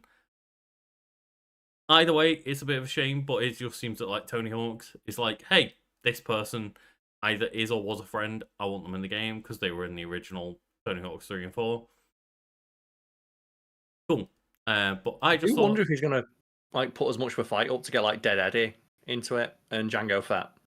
Well, that's is Tony Hawk's gonna go to like Star Wars and be like, fucking give us Django Fett? That was what my initial response was. Is like, can we get Spider-Man in the game then? Yeah, because if Tony Hawk's reason is, hey, they were in the original version of this game, I want them back. He needs to go to Marvel and be like, give us fucking Spider-Man. He needs to do what? Who was the guest characters in which game? I'll double check. So what games are being remade? 3 and 4, you said? So currently 3 and 4 are the ones being remade. I can't remember which were the people in number 1 and 2. and which were the guest characters in 3 and 4. But I remember there being like, I think it was like Wolverine, Spider-Man, Jango Fett, Darth Maul. There being a couple of other ones, and like, Yeah, I know like Doom Guy is going to be the guest for this one, but Doom Guy wasn't in 3 and 4. no, they weren't, and that very much feels like a selective pick, considering that Microsoft and Xbox own both the Tony Hawk brand and the Doom brand. Yeah. And it's like, look, it's great that you want people to pay for the deluxe edition to like get Doom Guy to skate on a chainsaw. That's fucking awesome. I wish that was just in the game as an unlockable. But that's not. If your stated goal is we want to replicate the original, where the fuck is Dead Eddie and Django Fett? Also, I went to click on like Tony Hawk's 3 on Wikipedia, and one of the title, like the development and the character list, is on a separate wiki entry simply titled "List of Entertainments Affected by the September 11th Attacks." So maybe that link will remain unclicked if we try to keep things positive here. Holy shit. Fuck. Okay. I'm not sure why, but yeah, fair enough. And I have just brought up a list of Tony Hawk's games to talk about because No, 3 I and did 4 check. are being remade. Doom Guy was in the Tony Hawk's 3 release, but only on PC. So that is accurate. Oh, okay. But Someone also who played the console game, I didn't realize they were in the PC release. Do you know what I bet, though? I bet they're not putting the Neversoft eyeball in there. Now it's not Neversoft anymore. Mm-hmm. I bet they're not going to put Wolverine in or Darth Maul. The best one was, as you mentioned, Django Fett, because Django Fett the jump jetpack, right? had a jump or jetpack or whatever you want to call it. Like, they had the ability to just clear fucking gaps and get almost infinite points. Like, Django Fett was a broken character because, yeah, Tony Hawk's is a game where it's like an arcade game, skater game. The more time you spend in the air means the more time you can spend doing tricks and getting more points for the player. Yeah. And like Django Fett just meant you could get more airtime. So I appreciate, okay, so it seems that Doom Guy was in the PC release of Tony Hawk's 3, but I bet they're not going to put in Private Carrera, the character who was modelled after, without asking for permission, an adult film actress. Oh, what? Yeah. Oh, no. I bet they're not putting that character in. Oh, no. Where's them and Darth Maul and the skeleton that they put in on the Xbox version it talks about? So the skeleton was in Tony Hawk's Pro Skater 1 and 2. Well, it's also in this version, but on the GBA version.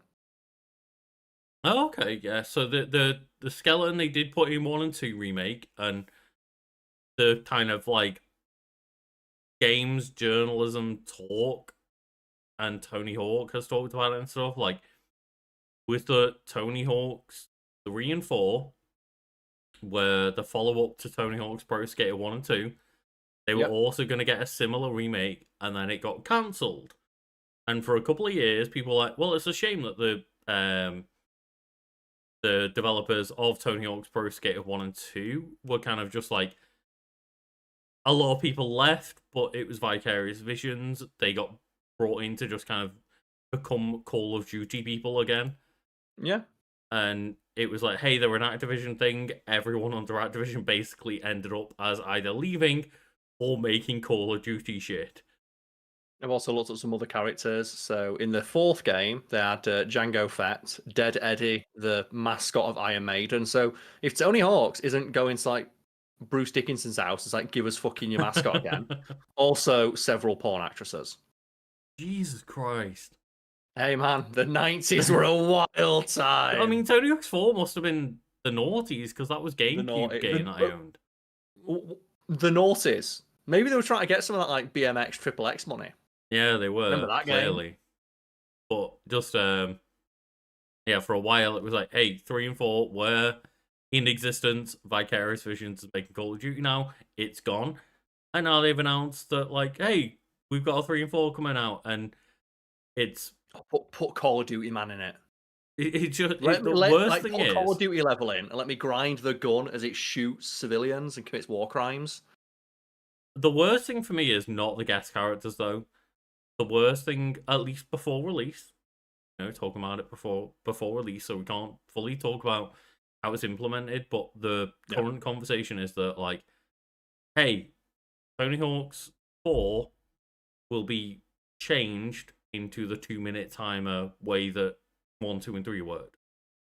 Well, that's Which not the Tony game. Hawk's Pro Skater 4 was more like open environment. You had no Open timer. world. You went and talked to You had people and arcade did. sections, but yeah, the open world, which You was did lent like into each thug. missions for people that Yeah. were split into smaller chunks, but you had much bigger environments, and you went around and talked to people who would give you missions and stuff. And You get off your board as well, right? That's the one that introduced getting off your board. Or was that Thug? that might have been Thug. I think 4 Like, you Thug's could the one I want remastered because around. Thug's the one where it was just like Jackass the game. Well, now that they're doing 3 and 4, I'm like, give us Thug 1 and 2. Yeah. Because this was still when, again, we're going to go through all of the Tony Hawk games here, but like, Yeah. Thug 1 and 2 was still when Tony Hawk was considered good. Yes. And like, man, it's hard to separate Jackass and Tony Hawk's as brands. Especially when they became the same thing in Tony Hawk's Underground. Yes. And if we're going to talk about Thug 1 and 2, we're going to go through like the entire cast, I imagine, or the entire like list of games, because there's one character I need to mention from We are going to Thug go 1 and through 2. the list of games here, and it's excellent because like it does say here that Tony Hawk's is a series of skateboarding video games published by Activision and endorsed by the American professional skateboarder Tony Hawk.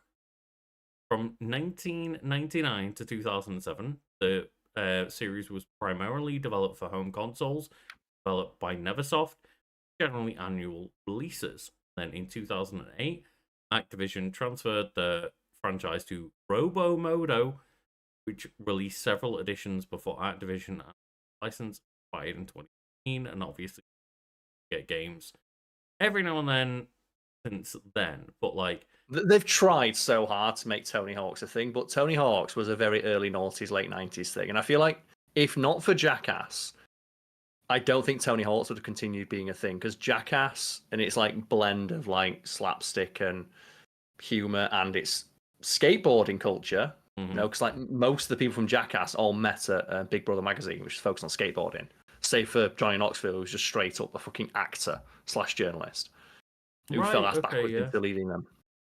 And but if it wasn't for Jackass, we wouldn't have Tony Hawk's. A lot of the people in Jackass were like semi-pro, all-pro skateboarders, and then Most of them were, yeah. There's reasons why like a lot of the cameos are people from that scene. Like Matt Hoffman comes in for some stunts every now and then, and things like that. Well, they're like, just all friends, right? It's one of the funniest things they do is like the stunts that they do that are actually legit impressive, like the circle.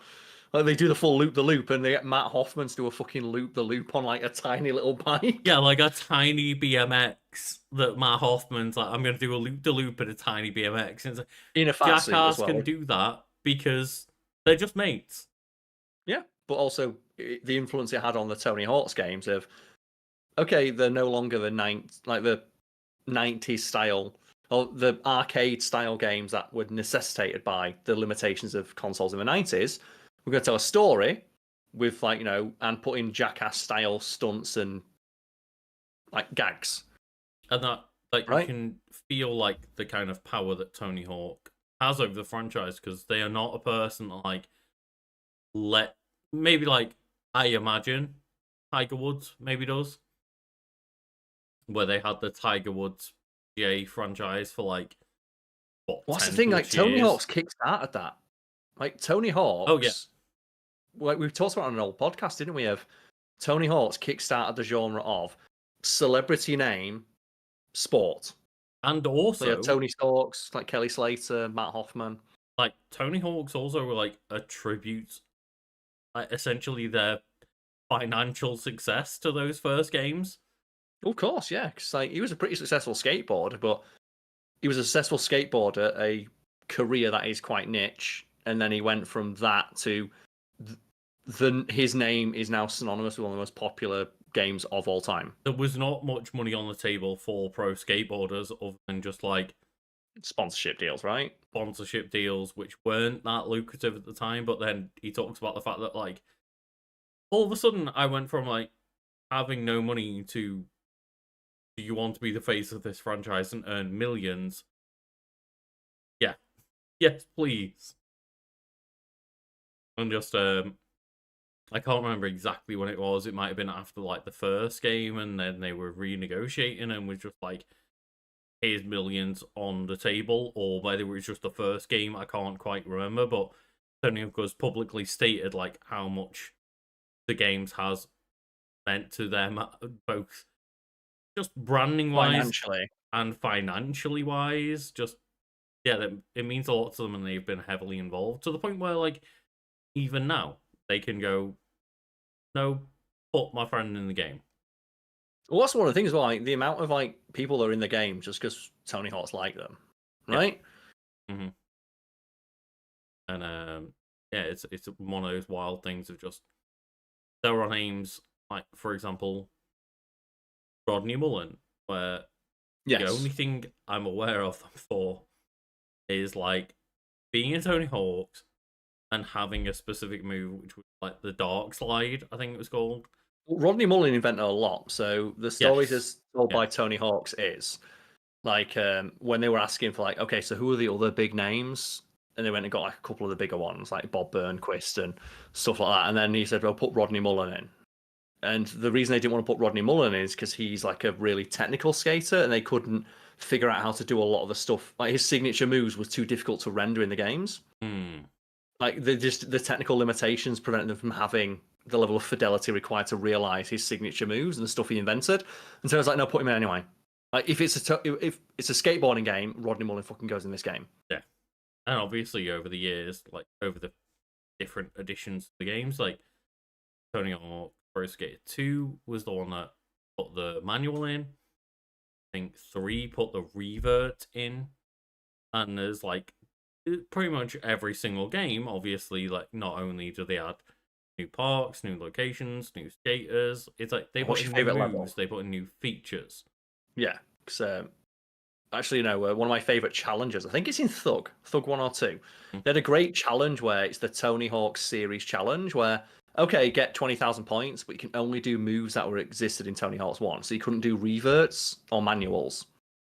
And then it's like, okay, now you can do manuals. Now you can do reverts. Now you can do wall jumps, but you also had to incorporate all of those moves. And I thought it was a great way of onboarding you onto like the multitude of new systems that were added.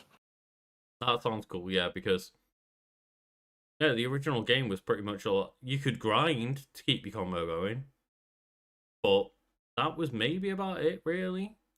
Yeah, you could grind. You could do aerial tricks, you could do grinds, and you could do like basic moves and stuff. But generally speaking, like it was hard to flow all of your moves into one another and gain those massive scores. Whereas the moment the manual was introduced in 2, game over, right? It got even worse in Thug, where you just get off your fucking board. And I think there's a great like playthrough, like the best friends did, where they win by they get off their board, do like 50 tricks outside of the ring, then jump back in and win. It's like, just trust me, I did like a load of tricks outside. You didn't fucking hell.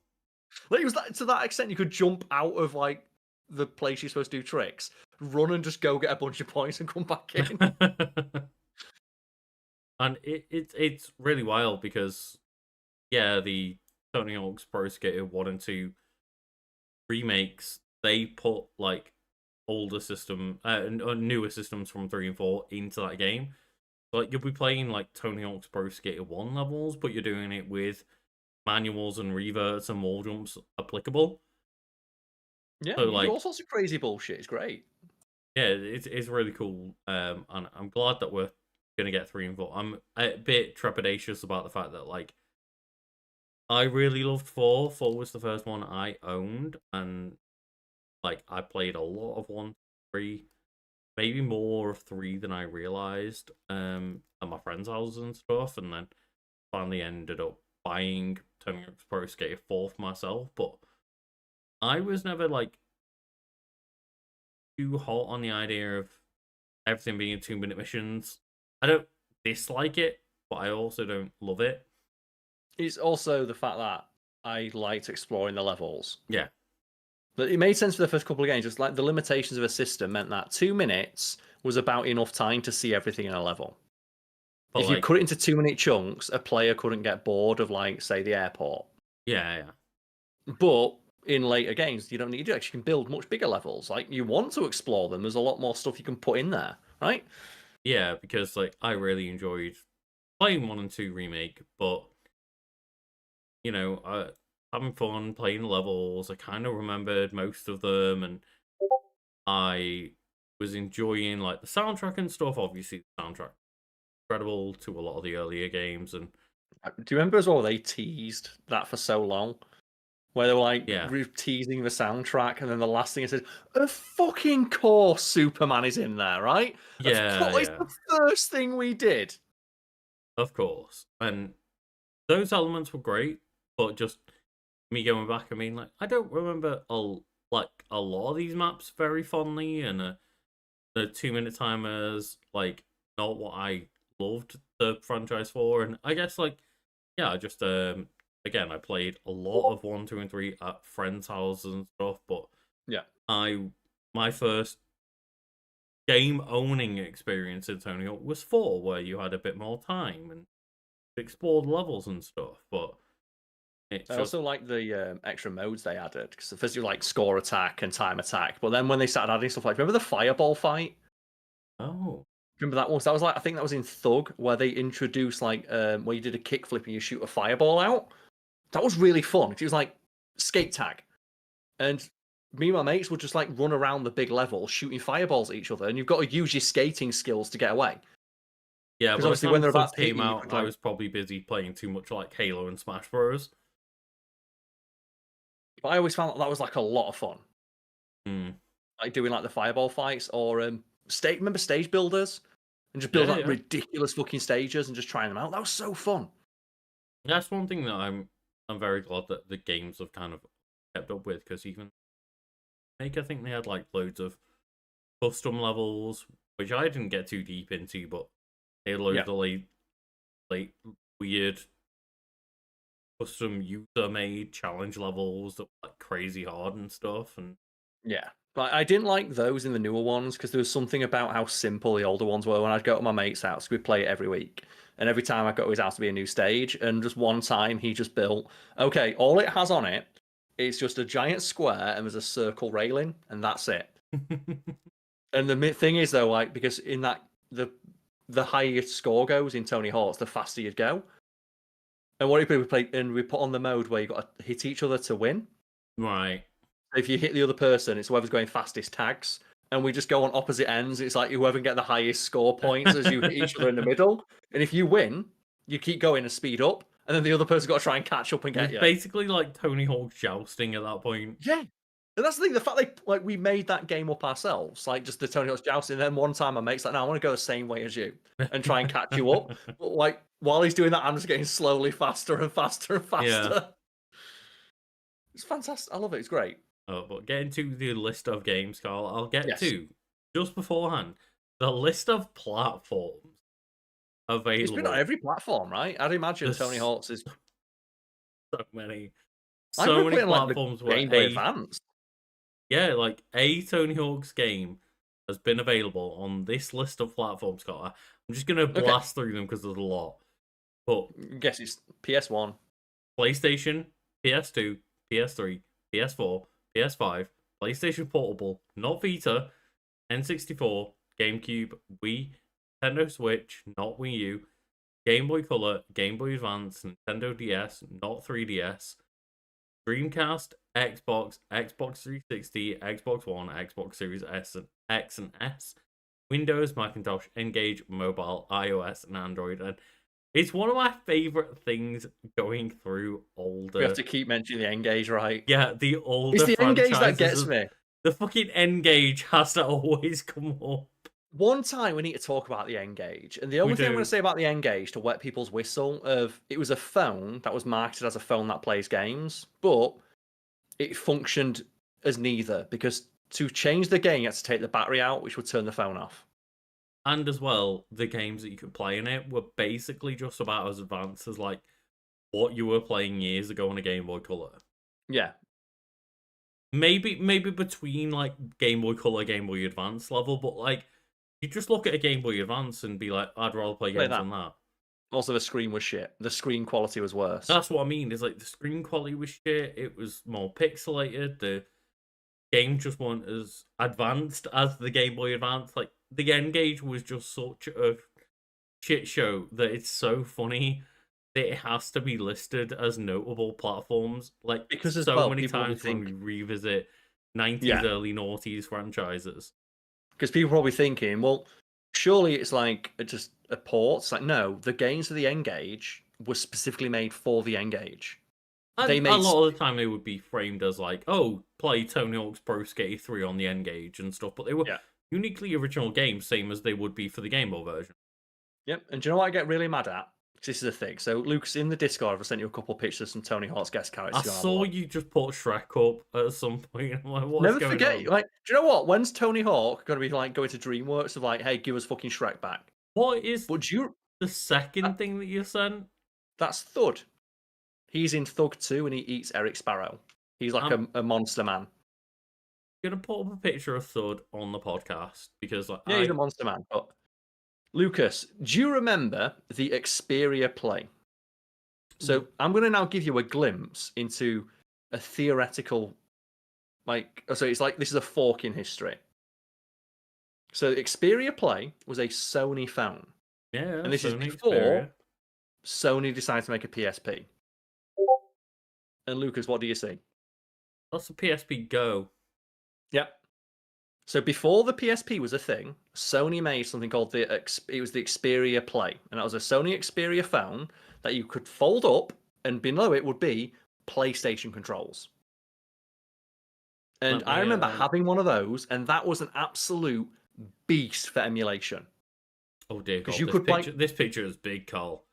It is, but like on like that phone, you could like jury rig it to play like everything up to PS1 games. But for some reason, Sony themselves didn't decide to release PS1 ports or anything like that.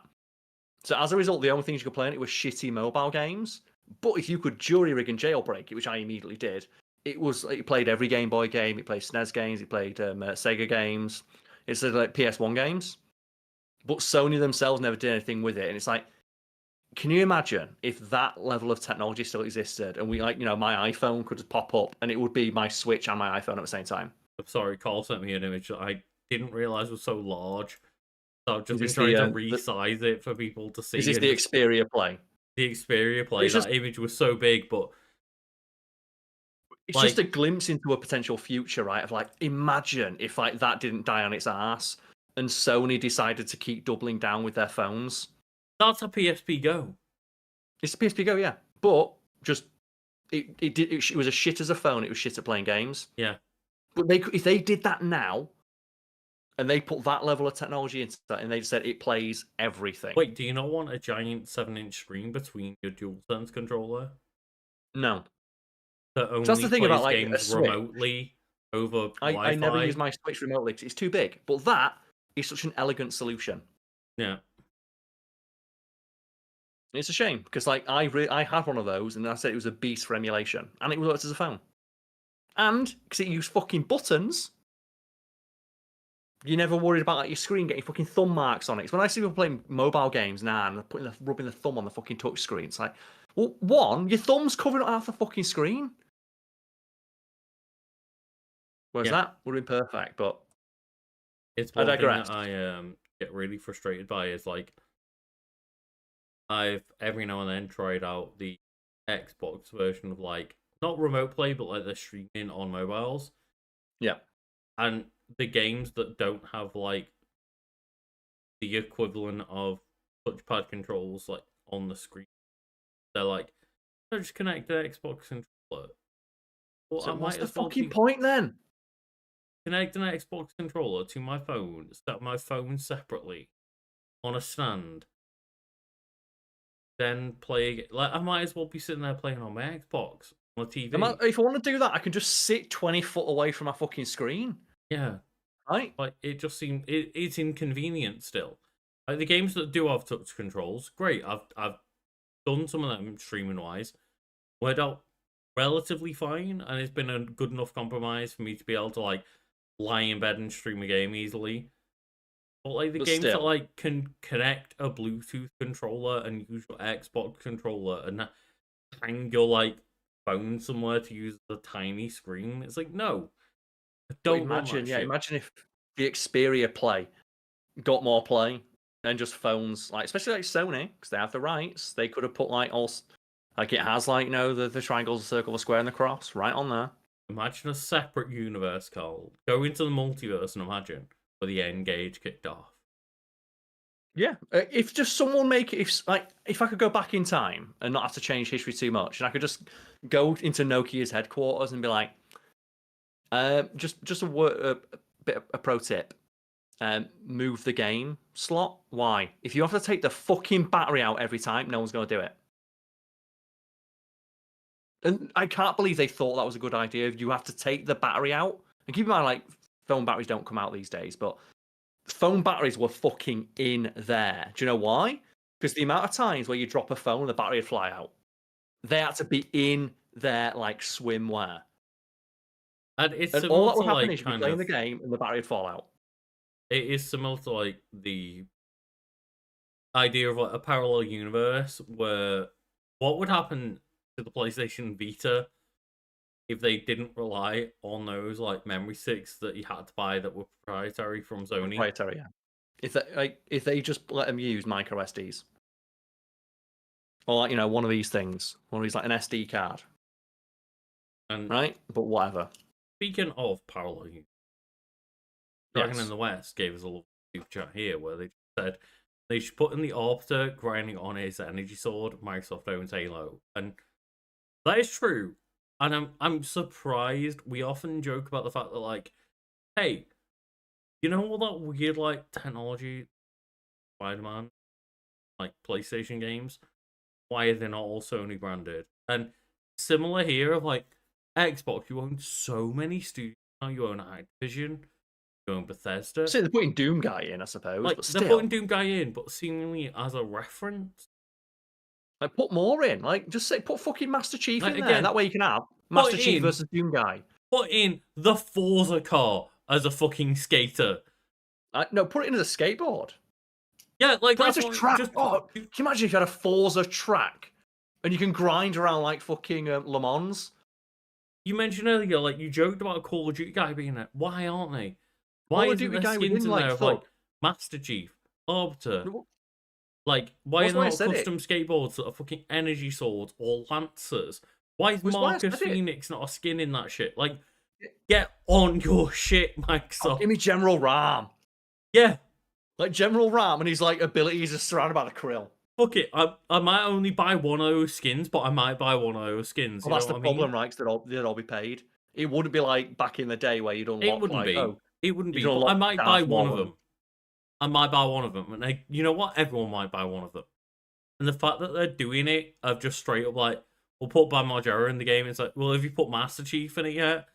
I only accept they put Bam Margera if they put like post-crisis Bam Margera in, and they put like the fucking mess he was Well, when he was like on live streams telling Steve-O to kill himself. Put that version oh, of like Bam I Margera didn't in. know about Yeah, that. there's a reason why they didn't want him in the Jackass movies. I didn't know it's that bad. Right. I knew that they were like, you know, Maybe out. that wasn't specifically They what were he did, but I know spouting he a was lot in. of right wing shit, and they've been I know he was in drinking a lot live with streams like Hulk saying, Hogan and shit like that, and hanging out with Hulk Hogan a lot, and "Yeah, I put knew Hulk Hogan in." Like they instead all of they kick, all he just becoming screams. like the new gen Hulk Hogan, and I knew that side of things. I didn't know about that, but I don't know if that's exactly what he said, but he was saying some very unsavory things about Steve-O and his recovery. right. Yeah, that's it. I did hear in the news article, like when Tony Hawk demanded he be in the game, they like got him down to body scan and stuff, so it might be modern Bam. Anyway, Tony Hawk's Pro Skater was on the PlayStation, and that was by Neversoft. And it also says like handheld by Natsume Co, IdeaWorks 3D, Vicarious Visions, and Natsume That's a on lot of people. Like Them that's the thing is skateboards, like baby. even the first games, it's like Pro Skater 1, Natsume worked on the Game Boy Color version. IdeaWorks worked on the N-Gage and mobile version. That's number 1 in 1999. Well, because they knew it was popular, they knew what they had, and I would like. Do you know what? I might go and have a listen to like the soundtrack for the Game Boy version. 'Cause I would love to hear like the little MIDI like tinny ass version of Superman, Yeah.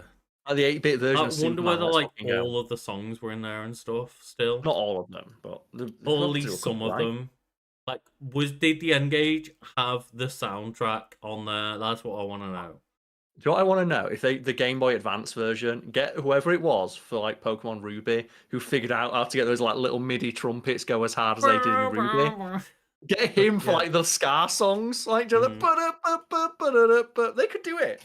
God, Do you know what? I'm gonna look that up right now. I'm gonna look up if there is a even fucking version of for that. Tony Hawk's Pro Skater 1, it then has a list of like other, which is Treyarch for the Dreamcast version, who make fucking Call of Duty, and Edge of Reality, who made the N64 version. Like, Tony Hawk's Pro Skater 1 had 5 versions of different games made by Yeah, 5 different development teams. That's wild. as well because Treyarch did it. Call of Duty Man was added to a later game. Oh, were they in that? I just thought you were That's making why a I keep. That's generic why I keep joke. joking about put Call of Duty Man in. Call of Duty Man was in a Tony Hawk game. And like Pro Skater 2 was still made by Neversoft for the PlayStation, but Vicarious Visions for GBA, Natsume for GBC, LTI Grey Matter for Windows IES, Fire for Mac and Pocket PC, Treyarch for Dreamcast, and Edge of Reality for N64. And it's like, there are so many versions of this game. There's so many. It was a good game. Oh my god, yes, the Tony Hawk Pro Skater 2 for Game Boy Advance soundtrack. It seems like it just has like MIDI versions of like generic punk rock, but the American Skateland GBA soundtrack does have actual songs.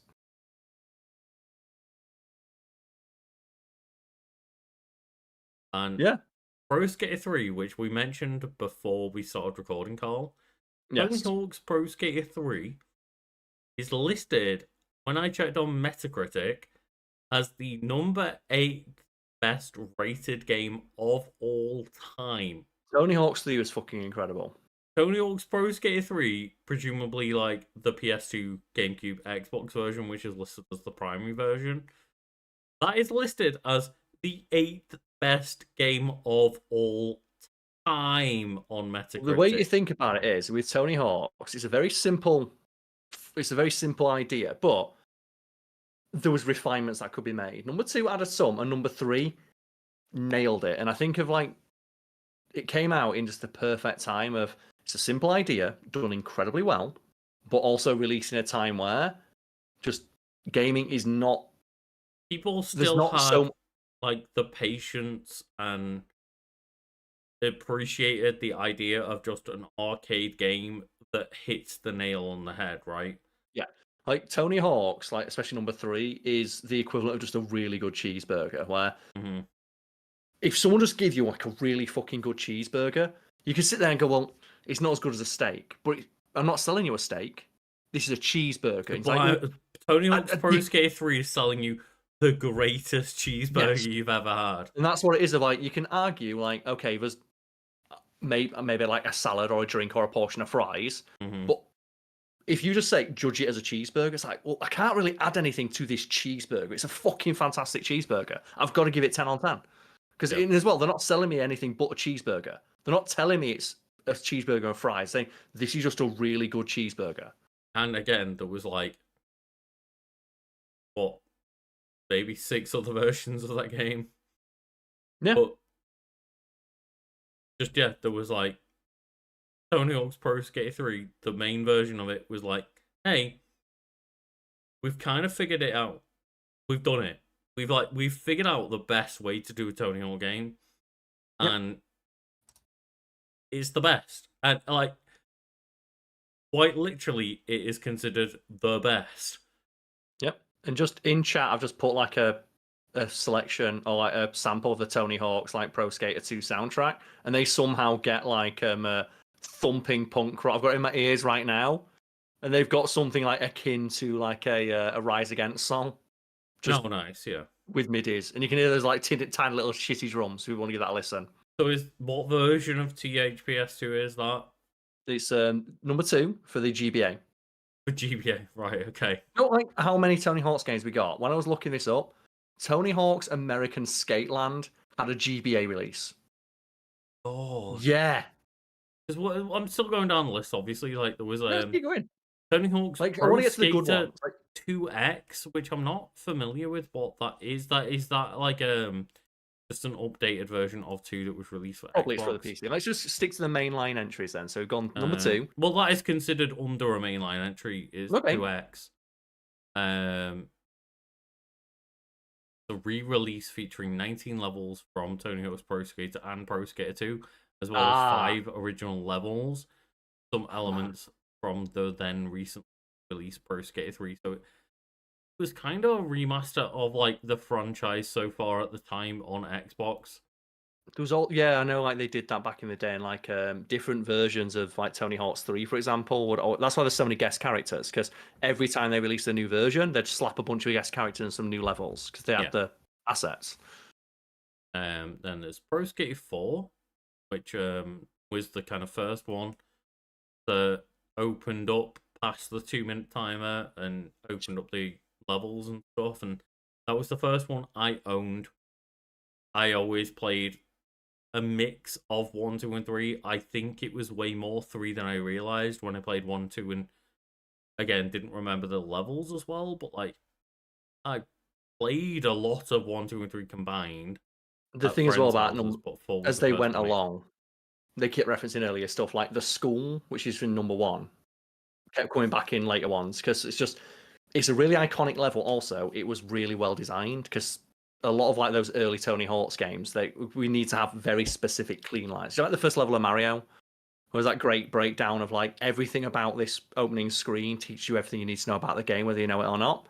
It's the same about like those early Tony Hawk levels. If you try and, like, for example, walk left, you won't go anywhere. If you walk right, you continue to walk right, you walk right into a Goomba. Therefore, we'll learn that you have to try and figure out how to get over the Goomba. Well, by getting over the Goomba, you have to jump. And if you jump at the right time, if you just hold right and jump, you'll naturally jump into, like, the first exclamation point box, which just so happens to have a mushroom in it. Then the mushroom will go to the right, which you have to chase.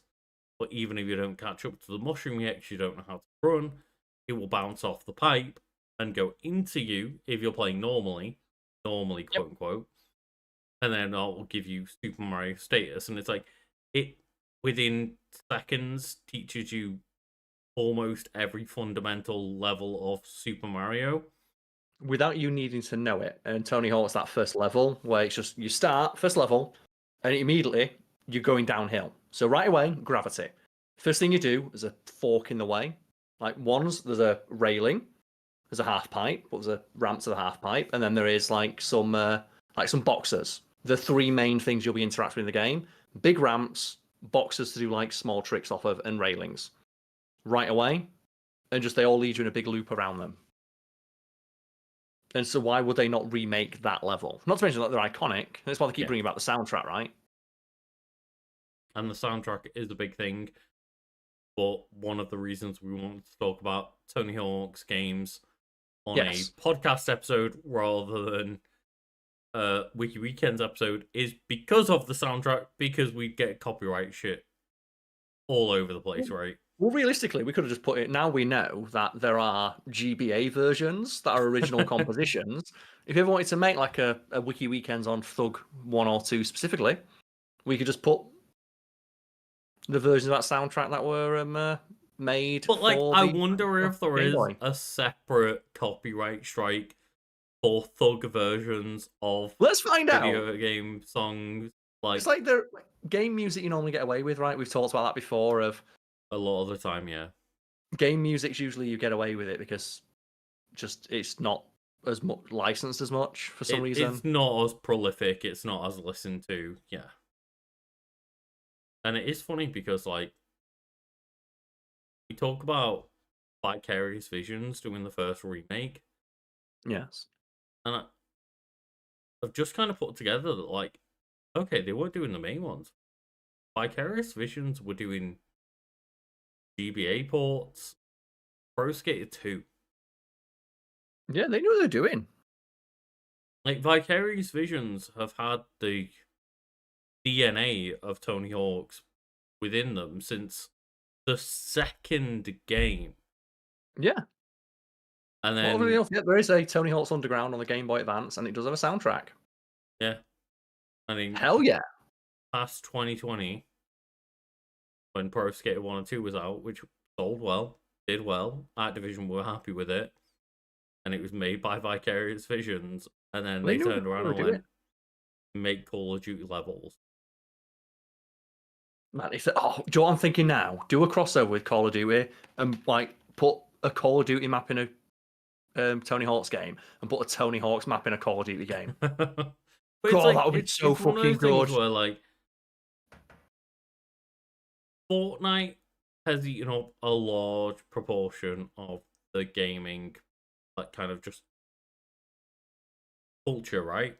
Like, it's Yeah. eaten up a lot of players. It's eaten up a lot of people. Like, a lot of people only play Fortnite or Fortnite in, like, maybe one other game, but a lot of people do that with Call of Duty. But the difference is that Call of Duty has eaten up so many talented studios where Activision went, you're doing a good job, now make Call of Duty. For, like, Vicarious Visions and Raven Software and probably a myriad of other studios that I'm forgetting to mention, have just been, like, told, hey, you're doing a great job, stop making the good games, make more Call of Duty stuff.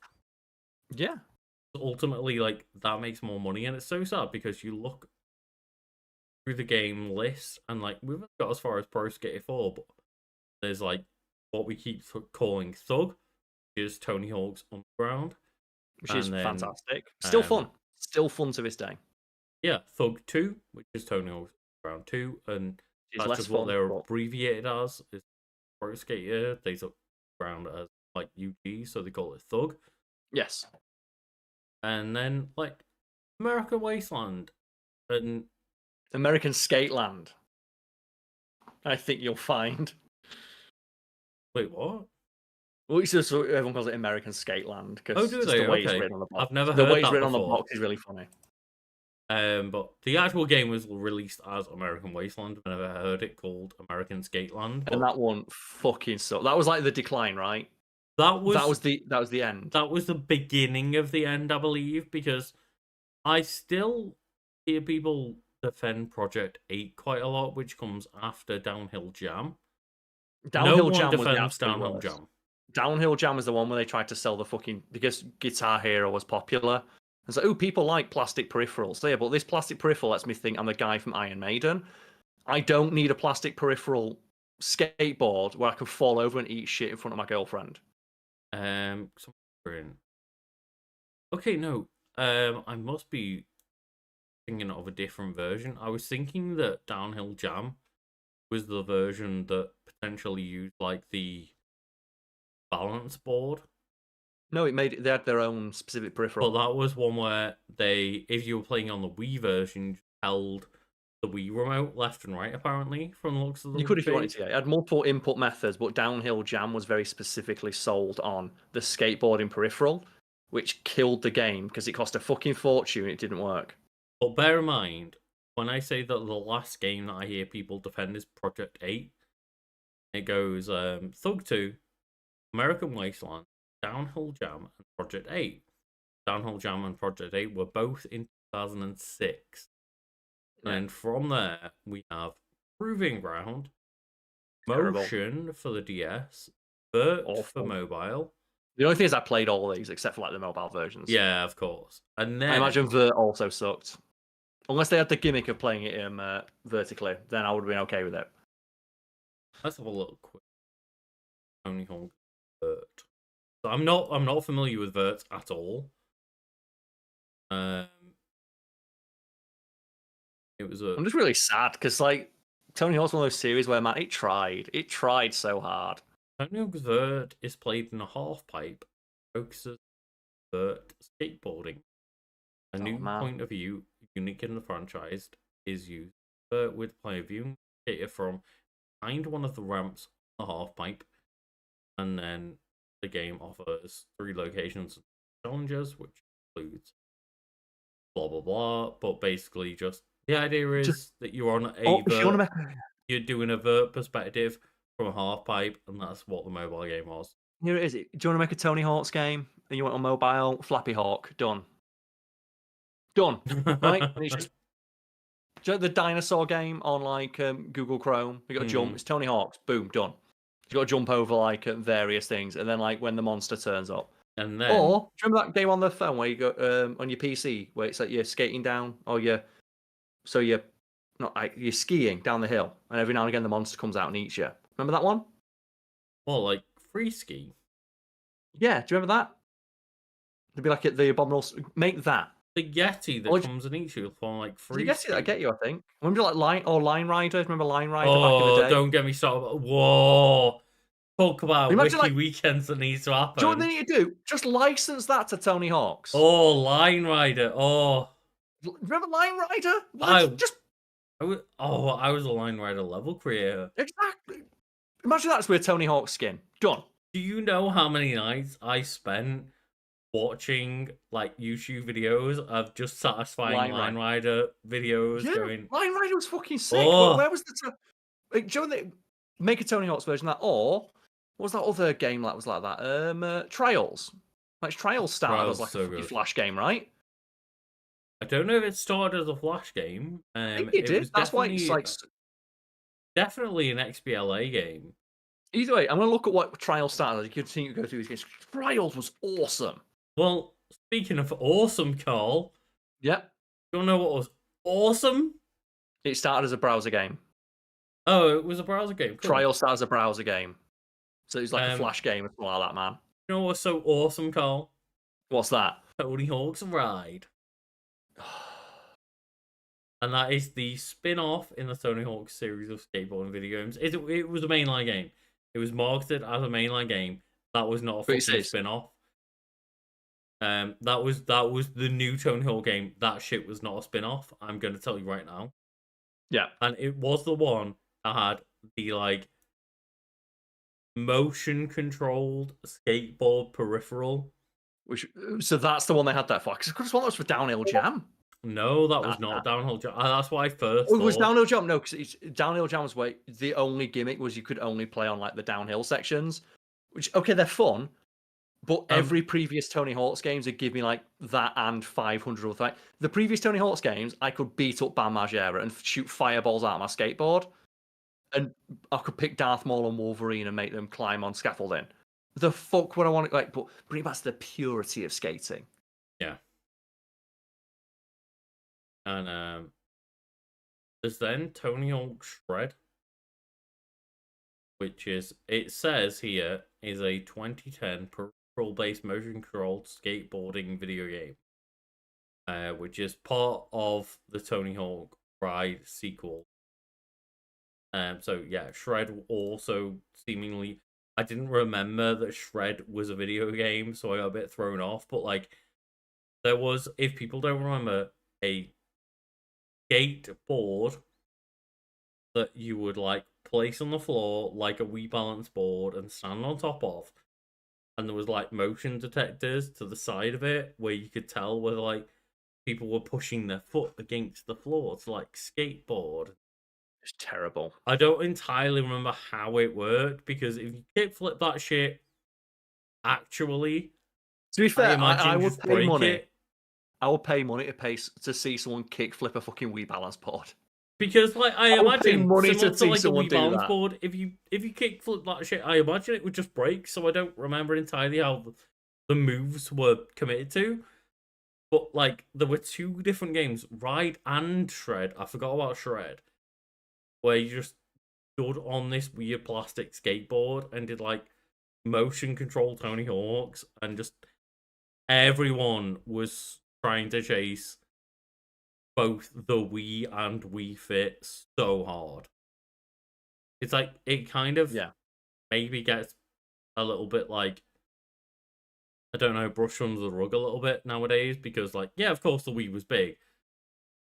There were so many people trying to copy Wii and Wii Fit back in the day.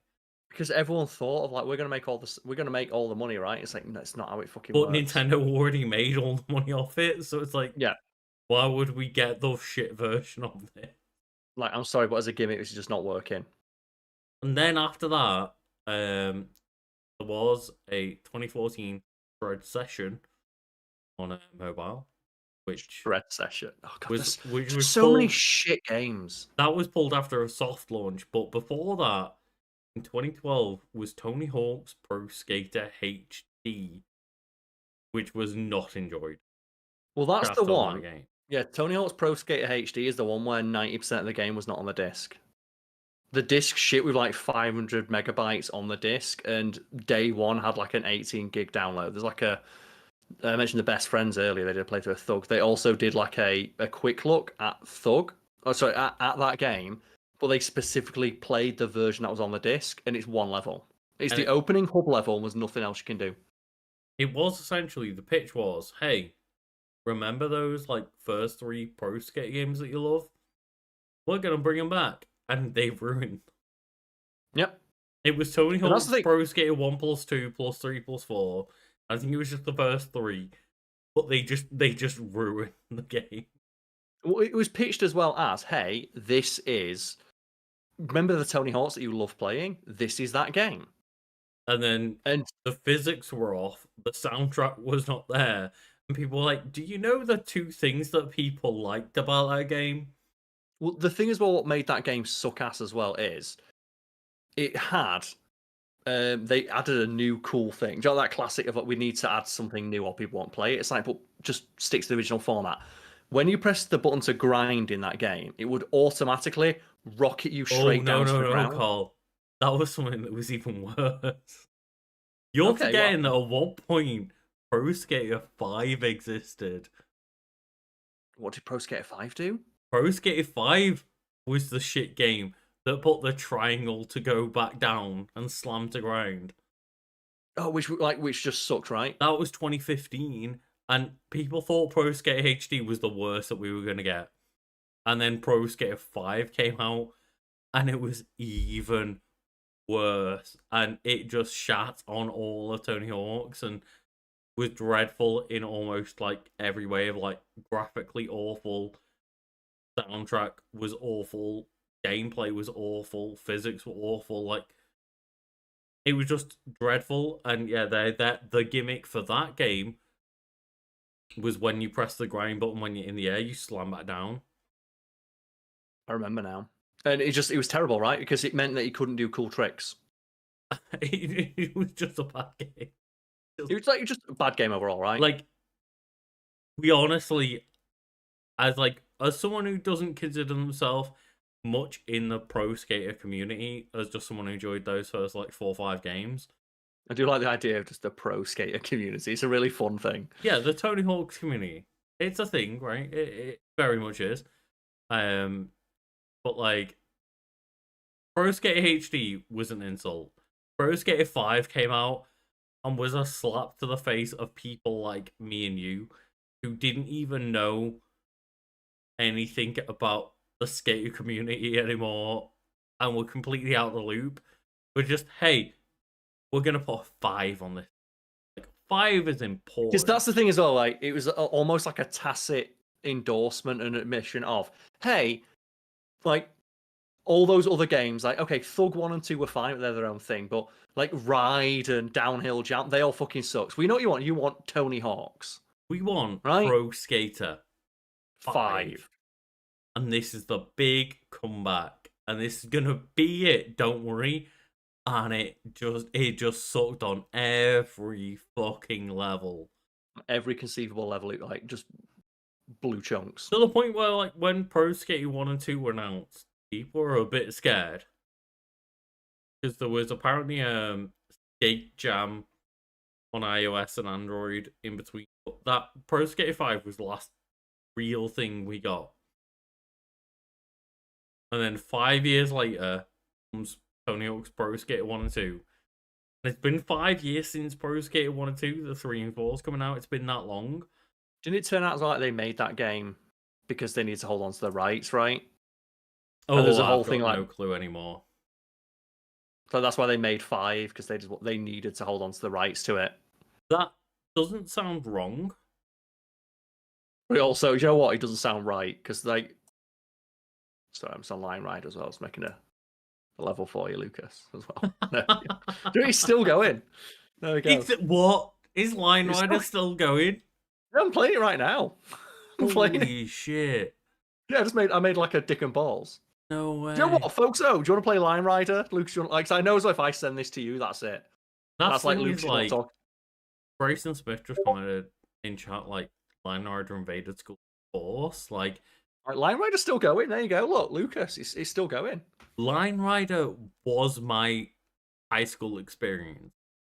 No, Like we talk a lot about different mini clip games and what was the other games? There was mini clip. There was like that. What? Because there's a bunch of like flash games and stuff that was hosted. It was Newgrounds. Yeah, Newgrounds. And it was like mini clip and Newgrounds, and I was always the person, at least in like my year of high school, to find the new link that would that get you could around use that you did get banned from. to get like mini clip got banned, so I was always the person that I would be like, oh, I found a new link to basically get us back to miniclip.com. When you mentioned it, I was like, I'm going to check, does it still exist? And I was going to try and make, like, it was, and I was trying to make a dick, just like, so you can save and send people levels. I was like, I'm not going to be able to make a dick while also concentrating on talking about Tony Hawk, so I'll just send you a link. Oh, on the impossible quiz. Yes, of course. Do you know what, that's the topic for another day, that, of, like, newgrounds.com. Yeah. Totally. Because Newgrounds would be a good thing because like Flash is dead, right? So half the site is dead. There's Flash games games that come from Flash games that I still think of now that are like what's like Alien Hominid and Castle Crashers Trials. and Trials, and to this day I still play the newest version of the Binding of Isaac with like the Repentance plus DLC and whatever. And like that is a game that started out as the Binding of Isaac as a Flash game back in like 4 or something. The thing is that I'm now thinking, do you know, like talking like alternate histories and alternate paths? I'm now thinking if like it's Local Thunk, right? If they'd have made Balatro as a Flash game, you wouldn't be here, would you? You'd still be playing it in school. You'd have never even got out of school when Balatro was introduced as a Flash game when you were in school. Dear God, like that's a game that I have on 4 platforms and I've played maybe 700 hours plus of in the past year. Like Balatro is like a game that will not stop haunting me in the best way possible.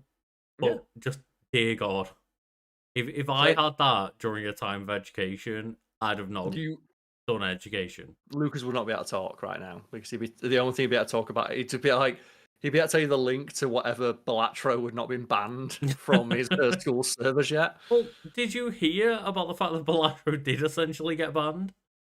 Well, I imagine it would do because is it similar to like Dragon Quest, where Dragon Quest in Japan you can track like productivity go down when Dragon Quest comes out? Very different. It got like an 18 plus rating in certain regions, which in certain regions it's technically gambling, I suppose. Well, it's not technically gambling. But they saw the cards, they saw the money, and they assumed it was gambling. Oh, so they just see card game. They see card game plus money on screen and assume there is gambling involved, whereas Balatro is literally a game where you can't spend more money than buying the game. Yeah, I understand, and I do appreciate that there are some markets out there where gambling would get you an 18 rated thing. Because like, put that shit in like fucking totally. The NBA games. But it's kind of funny, right? But like, Balatro is a game where like, it uses the excuse of playing poker hands as a way to play a roguelike game that you can't spend any extra money on. But just ratings boards or poker game money and went, okay, mature rating. All I think when I see that is like, oh yeah, this is definitely a realistic representation of how to play cards. That shit post that myself and our mutual friend sent to you, like, is this a real screenshot from Balatro and it's the 161 of clubs? And we're like, yeah, can't tell you the amount of times I've been playing poker with my mates and it's like, I play the 161 of clubs. And obviously that's just like either a mod or a shitpost, I'm not sure. But that is not something that can come up in the game. But it's believable enough for a game as stupid as Balatro to be like, is this a real thing? Have you ever seen like that game that's on Steam where it's like 4D multiverse chess? You ever seen that? Where you play chess across like 18 different you play it across the multiverse and every move has like a reactive move in another dimension. Right. And like this, I'm just gonna send you a screenshot of what it fucking looks like, and it's just just multiversal chess.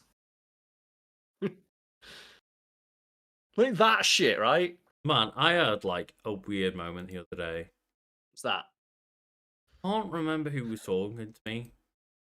But like a couple of people were having a conversation and like asked if I actually know how chess works. I thought the whole point of chess is that it's. And I was like, there's what? How many pieces? There's like 6 different pieces.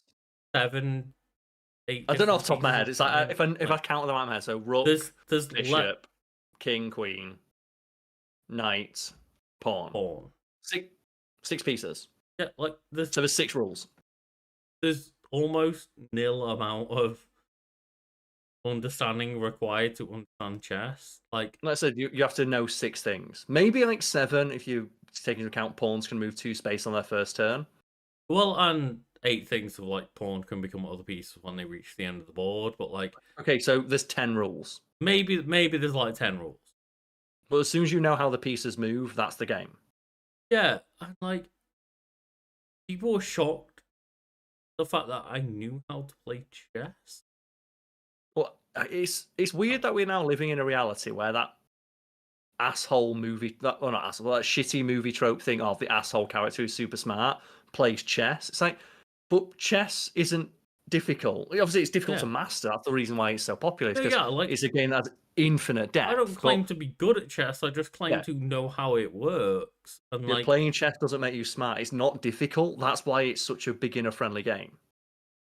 The fact that if you want to get the real shit, you play Go. Legitimately, like impressed and shocked at the fact that I knew how to play chess. I was like, I'm not even be good at chess. Just play it. No. Literally, they were confused and like almost aspired to be at my level of like, you know how to play chess.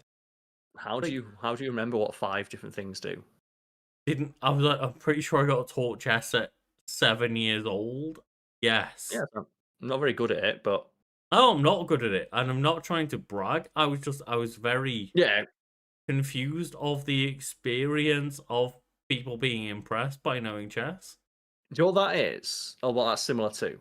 When you hear those stories about like Gen Zers, the Zoomers, not knowing how to read analog time. Oh, Americans in general, right? Well, it's Americans are bad with 24-hour time.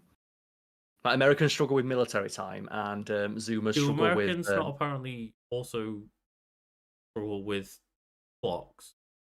I think that's just Zoomers. You've probably seen that on like TikTok and stuff, and on Reddit. Maybe. Like, just the face of an analog clock is apparently like younger people just struggle to deal with it or interpret it because they've grown up with what's the time?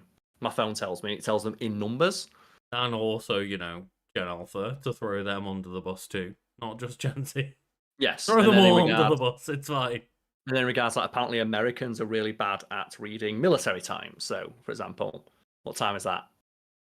Well, that's 28 minutes past 10. Yeah. Awesome time, of course. What's I love as well? It's just there. Look at that. It's hard. I got so thrown off by how big the bottom was that it was hard to tell the time. As well, like you still could tell, right? And that gets memed on a lot of like, Americans can't count past 12. Mm-hmm. But yeah, apparently it's just some people have blind spots like that, right? It's similar like left and right. I still to this day every now and again, like we did earlier with the chess pieces, right? Where I had to count in my head. It's like, I know it. I know that I know it. It's just I need to think for a second. Hmm. And everyone has them, but yeah, not knowing the rules of chess. Yeah, that was one for me where I was extremely thrown off. Just there were people shocked and surprised and impressed in a conversation I had where like all it was I how to play chess. Not that I'm good at chess or anything. I haven't played chess in years. I reckon you'd be really good against those people because they don't know how to fucking play it. Well, yeah, exactly. I could They just just do one move and you go, "That's wrong." I could do the exact same thing that that person did to me in Yu-Gi-Oh, where they just went play card, play card, play card. This does this, this, this, this, this. Play card, play card, play card, play card. This does this, this, this, this, this. And I was like, I guess. And at one point, they got insulted by the fact that I was like, can I just read the cards in your graveyard? And they do that thing like, Like, literally, they did the big, ugh.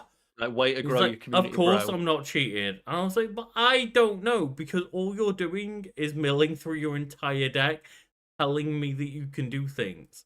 So how am I supposed to learn the game if you won't let me learn it? Yeah. And that was my entire experience with that one game that I had, where it's just like, it's the most off-putting thing I ever had of hoping to get back into a community I was really into it at one point. And one game was enough for me to be like, nope, never again. But yes. Like I said, what people need to do though, the real shit you need to get into is Go. And there is a fantastic documentary on YouTube about them trying to teach an AI to play Go. Because like people think chess is the real shit, and now it's Go. Like so they talk about like chess having like fun fact, chess is solved. Humans can't solve it, but like you can go right now and like boot up Stockfish, which is a free thing you can get on your computer right now. Set it to like Grandmaster. It can beat anyone in the world at chess. It's like Grandmaster, like Magnus Carlsen, like the best chess player, or one of them, does not play against Stockfish, a thing you can get on your laptop, on your phone, because it beats him every time. But Go, humans can beat Go, but so humans can beat robots at Go, but they're learning. What's the thing like? Do they talk about with chess of like compute like the whole thing about like Deep Blue when it beat Kasparov, sorry, is that like well the computer just understands the idea it needs to take pieces. It doesn't understand the tactics. It's like, well, okay, sure, but that's very easy to program into the computer of just add another criteria that it needs to keep in mind when it's like making its move. Right? Of like you could that's a problem for like computers in the 90s. Whereas with Go, one of the things that's really fascinating about the computer is that they describe its playing style as alien. That's the term they use, and they can't understand what the computer's doing with its moves. And it's only after it plays a few games against like a grandmaster, and the grandmaster just quits because he doesn't know what to do. They realize that the computer realized it doesn't need to win by like 100 points. It only needs to win by one. Do you like the Yu-Gi-Oh thing of like the only life point that matters your last one? The computer, the AI they programmed is like, not AI, it's the program. Well, I'm not sure what the term you'd use. I guess it would be the AI, but it's like I guess like it's one of those things of AI has been used differently over the years. It's a nebulous term now, right? Thanks to fucking ChatGPT like, and stuff. People use the term AI to generally nowadays refer to like machine learning or generative AI, whereas people have been using the term AI as like artificial intelligence within like video games, for example, for decades, because they've been manually programming what they think of as like artificial intelligence, like in Halo, where just take cover when person is firing at you. Things to approximate human skill or behavior. And in regards to this Go robot, like they realize, the reason why it's so frustrating to play against is because it's playing to win by a single point.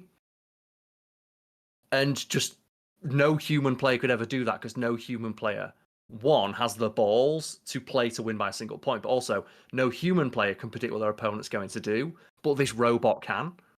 And as a result, like all the top players quit against it because it realized that one of the easiest ways to win is just to stalemate your opponent for every single move and win by a single point. So he just plays like super defensive play. Yeah, and that is not the way to win at Tony Hawk. I will tell you that. You've got to It's just not. style on your opponent as hard as possible. But I do I guess that's like a good place to leave things. Get an AI to play Tony Hawk's. No, because like to be fair, an AI could be very good if they learn how to like use manuals. But so they could. Well, have you ever seen like when they get like the tool-assisted speed runs of Tony Hawk's? You can make a infinite combo if you wanted, right? But like the AI or like the speed runs of Tony Hawk's, where it's like, yeah, if you do like 15 frame perfect inputs moves in a row, you just go, your skateboard just like splits between 14 different moves at once. The other thing is that the 2-minute timer ends. But the 2-minute timer ends, and you are allowed to finish your last combo if I'm not mistaken. Yeah. Is there anything worse though when you're playing against your mate and you're doing like the sick combo and then you eat shit at the end, or you try and land and you land sideways and you kind of. So I'm pretty sure I remember that if you continue your combo with like a manual past the 2-timer limit, you're allowed to finish that one combo. There is nothing more like satisfying in Tony Hawk's than the person you're playing against is winning, but you're still in the manual, and you just start mashing the buttons to switch between all the different moves. That means that technically, on a 2-minute timer, you can create infinite combo. Yeah. You have to finish the combo, I think. Yep. And let us know in the comments if that's not correct, but I'm pretty sure that is how it worked. It is, yes. And the only limit is that the longer the combo goes on, the harder it is to balance on your manual. Yeah. But every time you do a new trick, it resets it a little bit. So if you just keep switching between tricks really, really quickly, it just keeps the thing in the middle of the entire time. In theory, it is infinite. Yep. It's not infinite. You will fuck up at some point, but that's on you. In theory, you could keep it going. Do you know why? Because Tony Hawk's won't fuck up. I think they should have done that as like an advertising thing of like have Tony Hawk's do one of those like ridiculous like 8 billion point combos. Like it's hard nowadays, right? Because Tony Hawk's is like, I struggle nowadays to do like a 900, and there's kids out there that are like 10 years old who did a 10 or something. Yeah, but I think it'd be good for advertising because you remember the Tiger Woods games earlier. There was a Tiger Woods games with a really popular like bug in it, where sometimes when the ball would land on the water, your player would just teleport out into the water and take the shot from there, and players found it really funny. And rather than like change it for the next game, they released an ad with Tiger Woods on the his ball in lands the lake, right? out, and they just put the caption, "He's just that good." Yeah. And I thought, that's such a clever way of. They should have done it with Tony Hawk's. They could have done, but like, yeah, it is one of those things where legitimately just Tony Hawk's like, hey, skaters are going to get better because they are learning earlier, and guess Thanks what? to him. Physics is a thing, and like a body that is 4 foot tall or 3 foot tall spins faster. Like, I only managed a 900. I don't think he ever managed a 1080. But like, no, he's like, I'm old and I'm tall, and like, I can barely do 900s nowadays. Like, legitimately, he can't. He struggles to do that. But when a 12-year-old or something does like a 1080, it's because physics is in their favor. They've been learning earlier, and like, it's literally easier to spin something. Yeah, that's like how physics works. Like when you watch a figure dancer or a ballerina or something, they'll crump in to like spin faster, and that obviously works better when you are smaller. And just one final thing in regards to the 900. If people go watch like the clip where Tony Hawk's does the 900 at the X Games, speaking of like making an exception, and just doing recognizing you're a part of history and just letting someone style. If you go watch that clip, like Tony Hawk's, like it was a heat, and he'd actually done his 3 attempts, but every single person competing against him and every judge is like, no, let him do it, give him another chance. Oh, really? Because they saw he was this close, because he fucked it up like the first 3 times, and they gave him another go just because they wanted to see someone do it. Oh, that's so cool. I didn't know that. Yeah. If you go what you'll see, like, because you see that he's knackered when he does it, Hmm. and they said just let him go. Every person there's like, give him another go. And I want to he see him do it. barely makes it the first time he ever did it. Yeah, because you see him wobble, and he only gets the score if he manages to stay on his board, and you see he's fully crouched down and he wobbles. And But it's like, again, he does it for the requisite like 4 or 5 seconds and just throws his board. he's actually a pretty tall dude, which similar to like when we talked about Usain Bolt. Like, he's a detriment to his ability to do it, but he still manages fuck physics and be the best skateboarder ever. Yeah, and that's why I said, like, go watch him. Just as you mentioned earlier, people recognized we can either say, oh no, you've had your 3 attempts, piss off. But 1, we want to see it. 2, the crowd wants to see it. 3, history wants to see it. It's one of the most iconic moments. It's one of the things that like solidified skateboarding as like a thing. And people point to that moment at the X Games. Yeah, and it's just like it's weird because, again, as I mentioned, like Usain Bolt should be as fast as they are because of the height. Tony Hawk's shouldn't be as much better than they were compared to their peers at the time because of their height. Like, they were taller than other people, and that makes it worse for doing tricks. It's really nice call, the Birdman, in addition to his name. Yeah. But, like, He could fly, right? most of them that were learning from teen years onward. And, like, that's when they were, indoctrinated in the skate scene, whereas, like you say, clearly... indoctrinated like a fucking cult. Oh, yeah, of course. Like, they were brought into the skate culture clearly when they were, like, teenagers or older, so they naturally just were bigger. Whereas you see, like, 12-year-olds doing 900s that are, like, brought into that scene where they're children because they see shit like Tony Hawk and stuff. And, like, it's one of those weird things where it's like, oh my god, a 12-year-old's better than Tony Hawk at doing 900. It's like, yeah, because it's really easy at that age Also, as if well, you like, know how to skate. Not to mention as well, like, when you become the first person to do something, people now know how to do it. Exactly. Right? Yeah. Like, it's the equivalent of, like, he's the guy who laid on the barbed wire to let everyone else get across. Yeah, you have to be the person that and can only thank Tony Hawk for almost everything. That's like almost the entire skateboarding scene owes everything to Tony Hawk for the video games for the past 30 odd years. Like, I don't know how much skateboarding would even exist if it weren't for Tony Hawk, and it's awesome. And I still wish, as a 33-year-old person, that someday I would kind of learn how to skateboard because just the Tony Hawk. I tried once. I did an ollie, got 3 inches off the ground, board slits out from under my foot, and I nearly shattered my wrist. I went, nope. Well, done. My first attempt and only attempt at skateboarding was getting about 3 pushes off a skateboard, losing balance, scraping both of my knees, and going, I don't know about this, but this is why you should wear like pads and helmet, right? Is because you'll be more encouraged. Yep, Tony Hawk wear the helmet. All pro skaters do. Like, not allowed to compete unless you wear one. Yeah, you're an idiot if you don't wear protective gear, and it's the thing that turned me off. Is that I fell and immediately ruined my knees because I didn't wear protective gear. I was an idiot. Same with like roller skating, and just you should wear it because the people who did wear it ended up being professionals. Tony Hawk got an entire empire out of wearing professional gear, so do it. Yeah, the Hawk Empire.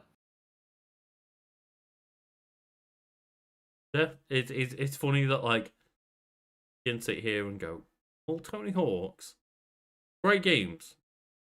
Maybe they fell off, but literally to this day, known as one of the top 10 games, one of the top 8 games of all time, according to Metacritic. Can't go wrong. Do it for the culture. Yeah. Like, how do you argue with that? But yeah.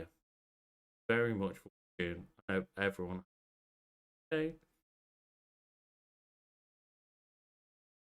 Yeah. Cheers, everybody. See you all next time.